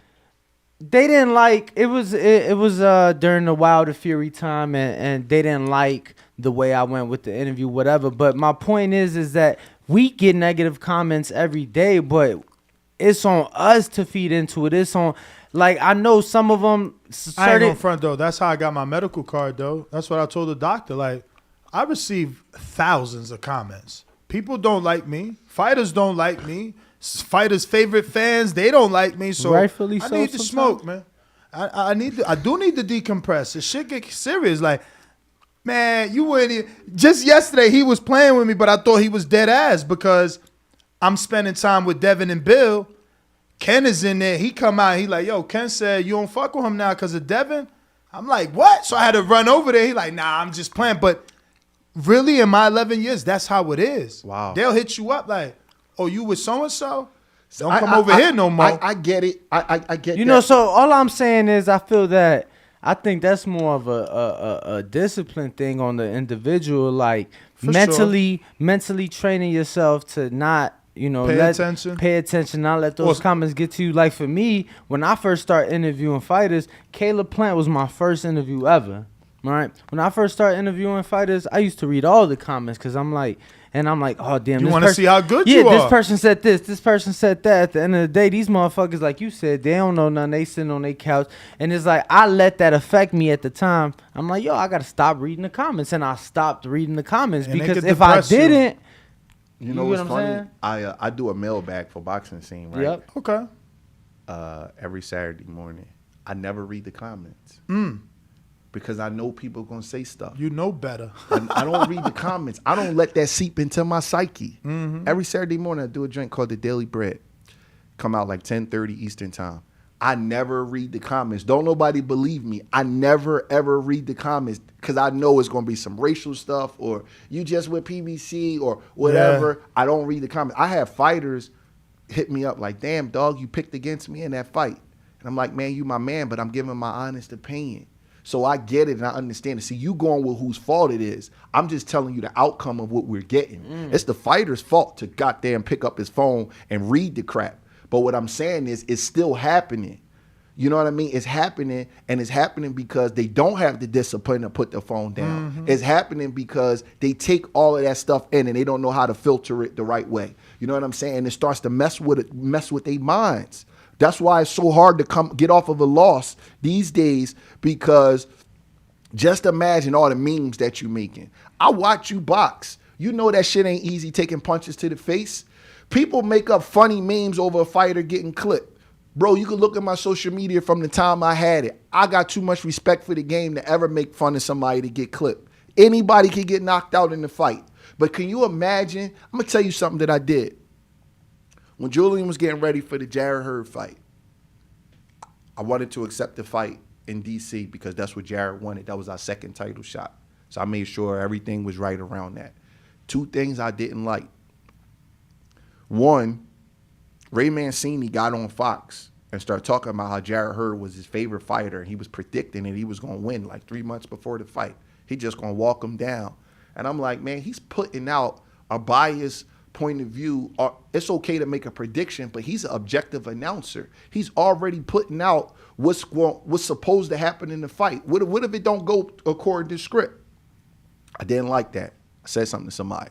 The second thing was somebody tagged Julian on social media of the Charlo uppercut from PBC. I'm like, y'all got a right to promote it was a great shot. Promote Charlo, but you don't tag the other fighter in it. And we all work for the same company. I went off. I'm like, he gonna get it in his notifications. Why he gotta see that? Y'all could just put it up without tagging him. You don't tag a fighter in nothing like that. And I was protecting his mind because that was 3 years after the Charlo fight. We going on to another. I don't want him to seep into that. Now, he might say, man, it wouldn't have affected me anyway. And maybe it would, and maybe it wouldn't. But social media is absolute evil to any sports athlete who is trying to overcome any type of adversity, because it makes you overcompensate. It makes you doubt yourself. It makes you start listening to all these critics. Next thing you know, you start fighting with your team on things that they should have done. Like, man, why didn't you do this? The game plan was wrong. It destroys you. Nah, it's crazy you said that. There was a college football kicker this weekend. Missed the kick, right? Did he miss it? Because I think that made it to my timeline. I don't watch those sports, but isn't that the dude that dove? No, bro. No, just stop, all right? So this kicker misses the kick, right? Somebody, they're ridiculing him on the internet, not just for missing the kick, but then somebody gets his girlfriend, posts a picture on Instagram and tags him like with his girl at the game, like after the game was over. I'm like, wow. I'm like, that's crazy. That's I'm like, in my head, I'm like, what's worse? Just seeing that you lost the game or that somebody got your girl and showed it off to the whole world and tagged you out of all things. I'm like, it's tough, man. It's crazy. It's tough, you know. And fighters supposed to be tough and they supposed to be disciplined. I'm not making excuses for them. But my recommendation is about a month before your fight, disable your social media. My recommendation. Dominic Brazil did that, but even that is bad. Remember, Dominic Brazil did that and he had to reopen it because of the criticism. Now, how did he hear it? No clue. But after the Wilder knockout, he disappeared from Instagram. No, but he's saying before. No, I hear you. But after the knockout, okay, that was after. He took it out because he knew what was to come. But that was after the knockout. But Fury, before he knocked Wilder out, he disabled his shit. You get what I'm saying? He literally made a post out. Don't reach out to me. I'm disabling. There was no social media post from him or fight week. You would get stuff from his team, and it worked for him. So yeah, it's not guaranteed. It don't ensure victory. But what it does is it minimizes the outside chatter. Mm-hmm. It minimizes people seeping into your emotions. It's just my opinion, but I watch it. Watch a fighter. Next time you go to the gym, sit back and watch. Fighters walk in the gym and go like this for 5 minutes and check their social media. You in the gym to work. You shouldn't even have your phone. Man, I tell him all the time, Coach, Watch because him. he come out here. When he moved out here, it was like, oh, we got a fighter. Oh, you can't find sparring? Oh, I can help you. I'm like, bro, we in fucking Vegas. You think they can't find sparring? These motherfuckers don't want to work. He loved telling this story. I'm about to put you on black. It's one fighter. Once you spar him, he don't like that fighter. It's one fighter that said that, and that's only one fighter that I ever said anything back to. Like, oh, you can't let me help you. Then. No, it wasn't, you act like bro. I run around telling everybody. How long you been out here? Stunting, man. How long you been? March. Okay, because you was up in because we did a couple interviews. You was up. Okay, you was up. I was our in way. tri-state area. Then I moved to Florida for a year, and I got this opportunity. Oh, okay, cool. Congrats on that. That's Thank cool. you. Yeah, he's stunting, man. You got One fighter. About 45 minutes, Coach, before your workout. Uh-oh. 2 questions then. Best Dad ever says, what do you think about the guys at 135? Who wins? Devin Haney versus Tank? Kambosos versus Cruz? From B-More to Philly. And the handshake emoji. Kambosos versus Isaac Cruz? Mm-hmm. I would take Isaac Cruz. I would take Isaac Cruz over Kambosos. Devin and Tank. Let me see a little bit more of them. You know, that's a tough fight to pick right now. I would like to see a little bit more of them. Both of them have their advantages. Tank loses a little bit, too many rounds for my liking to be an elite fighter. I don't think people realize he's kind of a slow starter. He's kind of like very careful, even though he's a puncher. He got like this like Mike Tyson persona, and he's a big puncher. But if you watch Tank's fights, he gives up a lot of early rounds collecting data. And Devin is such a good pure boxer with that good jab. He might score a lot of points. And if Tank don't clip him, I could see Devin winning the decision. But honestly, I don't know what kind of punch Devin take. He don't get hit. And Tank is a murderer. He got hit in Linares, and you've seen the effect. Yeah, and Linares is older than Tank. Yeah, so I don't know. That's a tough fight. I can't really say right now. I've got to see a little bit more of them. Staying on Tank, because I wanted to talk about that since you said, punchers usually fall in love with their power. I was going to say he's kind of one of those guys that doesn't. Like, he showed us in that Rolly and Cruz fight. He's even Gamboa, like, that took 12 rounds, and he had this box. He has exceptional patience. His personality and a lot of the things he do outside of the ring is kind of an enigma the way he is inside the ring. Because inside the ring, he's very, very disciplined. He's very patient. He waits for his shots. He's an enigma. And he's clutch. He always hits you with that money shot. I'm a lot higher on Tank than most people because, they say the matchmaking and the favoritism that he get or whatever. But from a talent point of view, that kid can really, really fight. And he got a two-fisted attack. Everybody think it's just the left hand, but he got a really good right uppercut and right hook. Tank's a hell of a fighter, man. I'm high on him. Yeah, me too. I think that the last one is coming from Jazz, who says, we see the explosive fighters lose steam as rounds go by. Tony Harrison is one-track pace kind of fighter who controls the fight with his jab. Do you think Alycia, who isn't as tight defensively as Tony, will struggle late with Mare? Funny he using Tony as an example because Tony, to me, notoriously gets tired. You know what? He looked great in the Sergio Garcia fight, but Come on, man. Willie Nelson, gas. He showed some gas tank Charlo, issues. gas, both fights. I think that fighters burn out for a couple of reasons, but I'll address the reason that he talked about. We draw our energy from different sources, right? So like your sprint energy, if you sprint 100 meters, you know what I mean? You're not like, it's different from being tired from running 5 miles because your 100 meters, that's anaerobic. So when you run 5 miles, that's aerobic. So I'm getting a little deep, but we draw our energies from different places. So I'm going to give you a good example. A fighter like Andre Berto, he's a fast twitch fighter. So everything he does is, ha, ha, ha. Then he needs recovery. He got to get himself together because he's burnt too much energy. He don't have the endurance muscles, so you can burn him out. If you ever notice his career, he's like that. So fighters draw their energy from different places. That's why you got to do your sprints and you got to do your long distance. You got to build up both of them. And a lot of, I hate to say it, but a lot of black fighters, they blessed with a lot of speed and athleticism, but they burn out because when you fight and you punch hard like that, it gets you like fatigue. Where the Mexican fighters, they may not be athletic, but they got more of a steady pace. So you got to know what you're doing as far as building both of them up. I don't know Alycia Baumgardner well enough. I haven't seen enough of her fights, but I'm telling you, I'm really impressed from what I've seen. She has really good balance. She's really strong. She throws her punches the correct way. She don't close her eyes when she punch. I'm really shocked that she's such an underdog in this fight. When I look at her and the other girl, I don't know who's better because I don't like to make a prediction on the fight unless I've seen somebody fight at least 3 times so you can get like a good baseline of them. But Alicia's the more talented fighter. When I watch, yes. Yeah. And what, from a technical standpoint? Like you think the mechanics? From what God gave her, like a more talented athleticism, she's more talented, Ness. Watch that girl. Watch her balance. Watch how she punch. Watch how her quick hand release is. I'm talking about God. Listen, I bet on her twice, but for this fight, but I'm very fearful of Mikaela Maier's activity, height, and reach. And listen, that's why I'm saying I don't know enough about both. All I saw Mikaela Maier fight once, and I saw Hamadouche fight. Yes, which was a war. Mm-hmm. And I saw Alycia knock the girl out. And then I saw her last fight. So I don't have enough data on either one of them. But when I watched them move around the ring, to me, that's like an even fight. When you say move around the ring, you talking about a fight you watched or training footage? Move around the ring, training footage and stuff like that. I'm like, wow, this girl's talented. One time I said something on Twitter. I told Tony, me and Tony cool. I'm like, bro, you're doing a good job with her, man. She got a good balance. She throw her right hand the right way. You know, because a lot of girls close their eyes when they punch. People don't want to say that, but sometimes they put their head down. Alycia know how to fight.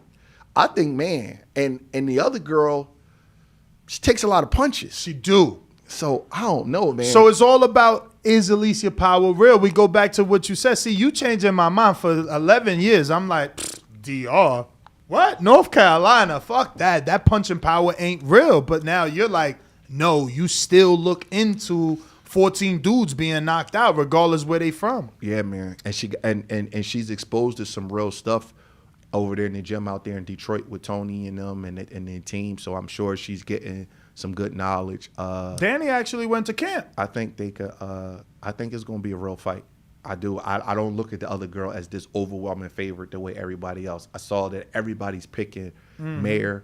From what my eyes tell me, Maier might be a little bit more experienced. She has a higher pedigree. She's with Top Rank, so that's a machine behind you. But just strictly in the ring, it looked like a 50-50 fight to me. So, last question. I know you got to go. I ask everybody this, because I don't know. I guess maybe because I'm tall subconsciously, I want to think that being tall makes you better. Being longer makes you better. But then you get these shorter fighters or these trainers that tell you, nah, I'd rather fight the taller guy because I could get on the inside or my guy could get on the inside. Is there a such thing as an advantage? Yeah, it is.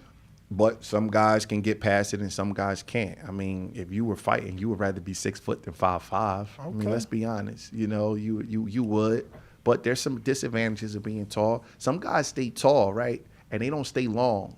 So they be tall, but they be right up in the air all the time. Mhm. And when you right up in the air like that, Ness, you don't take a punch the same because you're not down in your legs. So you become a bigger target. Your body is a bigger target. So it's better to be long than it is tall. A kid like Demetrius Andre, somebody told him that a long time ago. He gets way down in his stance and he spreads his legs out and he sticks his arms out. So you got to fight through his arms and legs. He's really long. He ain't the tallest kid in the world, but he's long. So he understood somebody very early, or maybe just instinctively, he learned that. So obviously, yeah, it's an advantage. It's an advantage that shorter guys have. It's an advantage that taller guys have. Taller guys having the reach advantage. It's simple math. You can hit him from longer away than when he can hit you. Shorter guys have an advantage in the mid-range or in the inside because the taller guy's arms are long and gangly. One of the reasons why we fought Jarrett Hurd on the inside, because he has long, gangly arms and he can't bring his arms back in place for his defense. So if Julian was right here on the inside, he could catch and counter and hit Jarrett before Jarrett could bring his arms back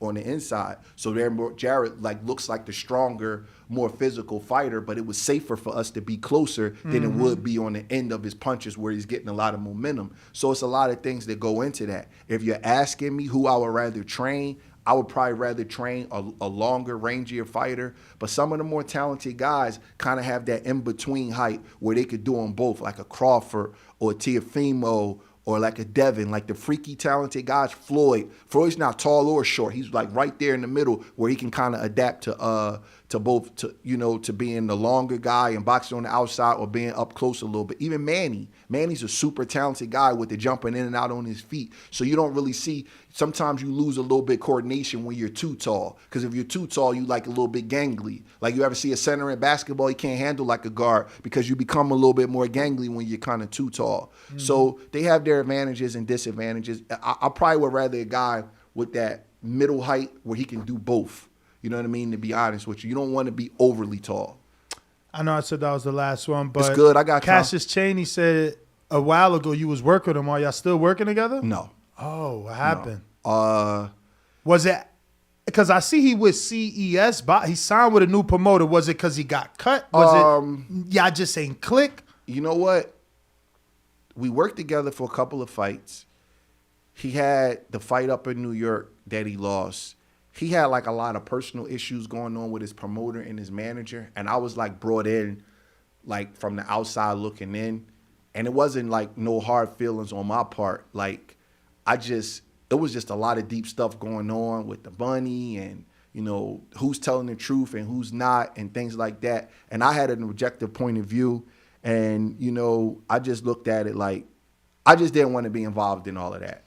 Me and him never really even had a talk. I wished him well. After he lost, I was checking on him. So you was in the corner with him when he lost? I was in the corner when he lost to the guy from up in New York. Yeah. George Aries, the Dominican. Yeah. So I'm not gonna lie, I didn't like how he fought. I didn't think he fought with enough passion. He was kind of complacent. You're undefeated. You fighting in another guy's hometown. I just didn't like how he fought. He had some pre-existing issues going into the fight. But I still felt physical life shit. A lot of life shit, a lot of stuff that was just going on in his personal life that that just don't trickle over to the trainer. My job is to get you ready for a fight. So he had things going on in his personal life, and then he had conflict with his managers and promoters, which had nothing to do with me. So it was like a whole lot of his people's thought somebody made him take that fight, and I'm like, whoa, I'm the trainer. I don't make nobody take nothing. This is his career high payday. As far as I'm concerned, this is no disrespect to George Arias, but if you taking a 50-50 fight as a 34, 35-year-old prospect, that's the guy you want. Not a big puncher, this tall. He's short. The problem was he moves a lot. That's fine, but that's the guy you want. You'd rather go up against him or one of these freaking 6'7" Russian Olympians that's breaking your face. You know what I'm saying? Yeah. That's the fight you want. So I'm like, that wasn't no setup fight, and I was honest. I thought he lost. I'm like, this is a close fight. You got to give a little bit more. So, he's not my enemy. I just, I checked on him a couple of times after the fight, and then I just kind of just knew without it having to be said when main events had their thing with him and then the managers was having their thing with him. I'm like, I don't even want to be part of this. Dude coming all the way down to Philly and his managers having to finance it. He not going to be doing that no more. And I ain't want to be part of it anyway because it was just too much going on. So I just kind of without us even having to have that talk, I knew that I wasn't going to be working with him no more. Yeah. It's unfortunate. We know him pretty well here. Yeah. Once upon a time, he was supposed to get a fight with Mike Polite Coffee, and that never happened. So when it was that was before I was working with him. Yeah. I heard about that fight being made, and it was just like a lot. Like I just think he had bad trust issues with his managers and promoters. Like he felt like they was like didn't have his best interest at heart. He definitely expressed that. And but his managers and promoters was all on for me to work with him. So as the trainer, that's putting me in a tough situation. The managers reached out to me, Cassius reached out to me, the promoter, Kathy Duverdum, they came down to watch us work out. Like we was all in it together. And I'm like, I mean, it's like, who wants to be involved in all that kind of nonsense where they going through their stuff? You know what I mean? So it just wasn't worth it to me. It wasn't a kid that I brought up from freaking his amateur days where I had that kind of attachment to him. Yeah. You know what I mean? And at a certain point, you got to fight and make some money. We ain't in this to be fighting, selling no tickets. You know what I mean? That's making 10 grand. You got to fight. So I just, like, when he didn't trust them, I didn't have an issue with the managers of the pro, but they wasn't my managers and promoter. I thought the George Arias fight was a reasonable fight. Honestly, I don't know your opinion. I thought it was good. I don't think he's a killer. He ain't a big puncher. That's the kind of guy that you want to step up against, in my opinion. You know what I mean? But I just think that he didn't like the surroundings of the fight, and you know how that go. Fighters come up with stuff, and I'm not saying he right or wrong. It's just something I just didn't want to be part of. Last one, I swear. Do we ever see another Sean Porter? Like that style, that intensity, all up on you. Like you knew the one thing about Porter, fight after fight, he's going to push the person across from. He's going to come in 100% in shape. Like you never doubted Porter. Can we get a style like that? We can, but you have to have a very, very disciplined kid. And honestly, because I got so much respect for Sean as a fighter because of what he did of being a standout amateur at 165 and disciplining himself to come down to 147. Sean was like a muscular-looking running back dude as an amateur. And then discipline himself and then stay at welterweight his whole career, which is amazing. I do think we can get another Sean Porter, but I'm one of those people that believe that father trainers do work. I think you would have to get it with a father or father figure to stand over top of them and make sure they do the right thing all the time, because that style is so physically taxing. Guys don't want to get in shape enough to fight that style because he has to be bouncing and moving and doing stuff. He can't fight a relaxed fight. That's why a guy like Sean Porter, you're not going to see them fight at 38, 39 years old because their styles don't age well. They can't just lay back and box. They got to have all of that action, fighting so hard all the time. So you would have to have a father or father-like person in your life that's kind of like training you from a very early age to be able to do that, because nobody wants to expend that kind of energy. It's too physically taxing. Sucks, man, because I think Ken might have coined the phrase, but the Porter test is going to be missed. Like, you knew if a guy was the goods, if he could last with Porter's intensity, with Porter's pressure.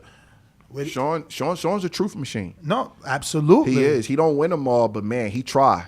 He's a truth machine. I got a lot of respect for Sean, man. He's a hell of a fighter. Except for that last fight, I feel like it was a little fishy. You being close to that family, what you think of that last fight? I'm not close to that family. I know him, but I don't talk. Yeah, I still don't talk no more? No, I'm not enemies with him. When you say close to the family, I would know something inside. I don't really know no. I mean, you spent time with them. Oh, okay, You've trained with them, so you know what you're looking at. I want to assume you know what you're looking at from Sean in the ring, physically. I ain't going to say you are Ken. Ken is his father, and obviously he's going to see things in his son that you wouldn't, but, you're also a trainer that trained them. So, did you see in that moment, was it the right time to throw the towel in? Well, let me say because you know him. First off, Sean is my guy. I don't want to come off like I'm not close. We see each other, we speak, but I haven't seen him in a while. Secondly, Crawford fans might not like this. I thought he was outboxing Crawford the first 8 rounds. I'm sitting there watching the fight God damn, this is the best I've ever seen Sean look. I thought he looked amazing. I thought he was doing a hell of a job. He was pivoting. I know Ken is real big on feints and pivoting. Sean looked great to me. He really did. Well, they told him he was losing. Remember, Okay. they told Crawford he was losing. Remember? Okay, yeah. So that opinion is probably the majority opinion. Crawford start coming on a little bit, start landing some shots, and start stepping it up. When he first knocked Sean down, I'm like, all right, this is a shot, because I seen Sean get knocked down before. The second one was a little right hand behind the ear, and I seen that he was a little bit hurt.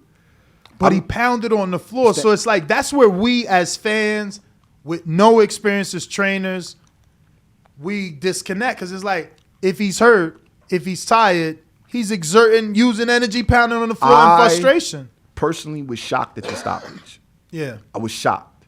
I'm not getting in the right or wrong because I don't know what they did in camp.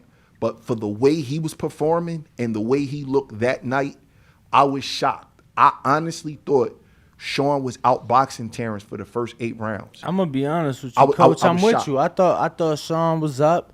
I remember watching the jumbotron going into the last round, and I literally said, and I was with the person I was with. I told them, I'm like, look, he's saying, "How am I down? I'm down."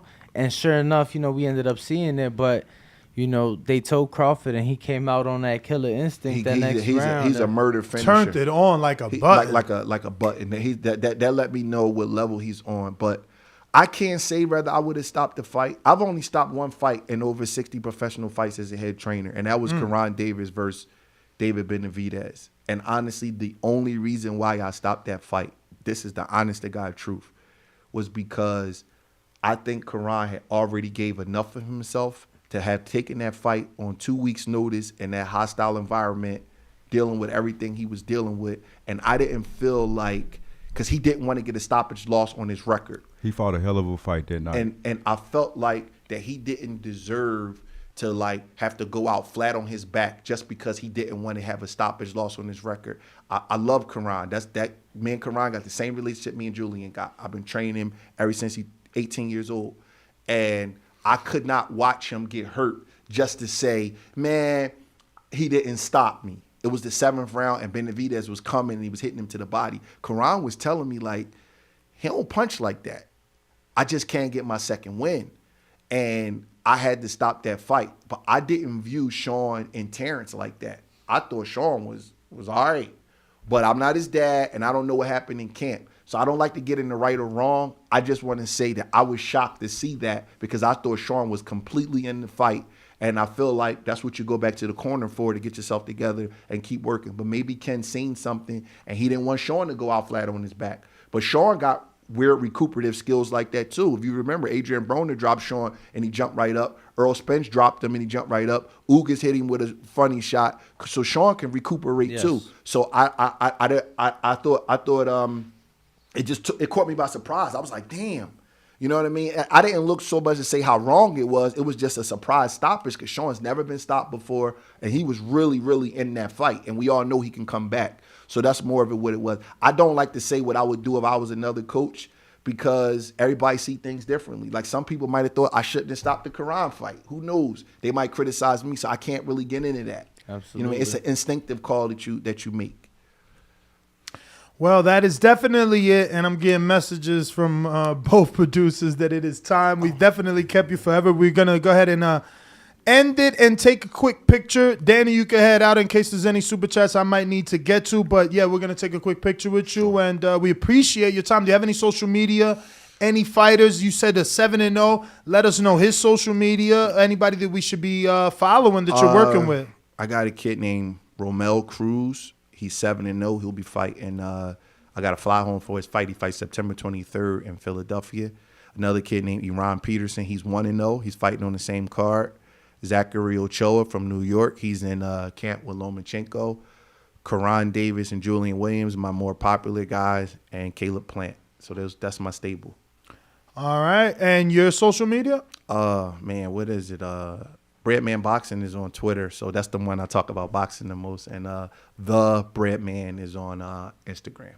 All right. Well, we'll take this quick intermission. And actually, you guys could, like I said, take the picture, and I'm going to go ahead and get to these last super chats with me and Bo. And I'll be out there. We got Mad Bet 100. obviously reminding us that he sent his money for the Kenichi Bear headphones. We got that. I'll be right out there, Coach. And he says the GOAT bludgeons Marshall. We got Who Am I, the blogger, who says GOAT in stunning performance, 10th round knockout, 5 and 4 rounds. 5 and 4 rounds. Either the 5th or the 4th. We got Alexander Wilson, $5 super chat, says Sky Adam Smith said, if the Queen of England passes away before Shields Marshall happens, the event will probably be postponed. Damn. Isaiah Handspike says, love the show and so proud of how far it has come. Do you think the line for Shields is worth betting the house on? I mean, last time I checked, Shields was like -110. I got it at plus money. I'll never tell you bet the house on it, bro. I don't ever bet the house on it. Even when I bet big, it's never going to be something that could consider the house. Like, I'll never bet everything. Because, you know, boxing is weird, bro. You get punched once in the face and shit could go all types of ways, man. But, yeah, we're going to go ahead and end it. We appreciate everybody who tuned in. Hope you guys enjoyed the interview. And hope you're back at 12 o'clock for our second show live from the Wynn Casino right here in Las Vegas out of the Blue Wire Studios. The takeover is real. This is TBV. I am Ness GTO, Instagram and Twitter. Catch my co-host, Ringwalk Danny, on Instagram, and my producer, Bo Mason _TBV. Don't forget Tall Glass Michael Jordan on Instagram. We are out.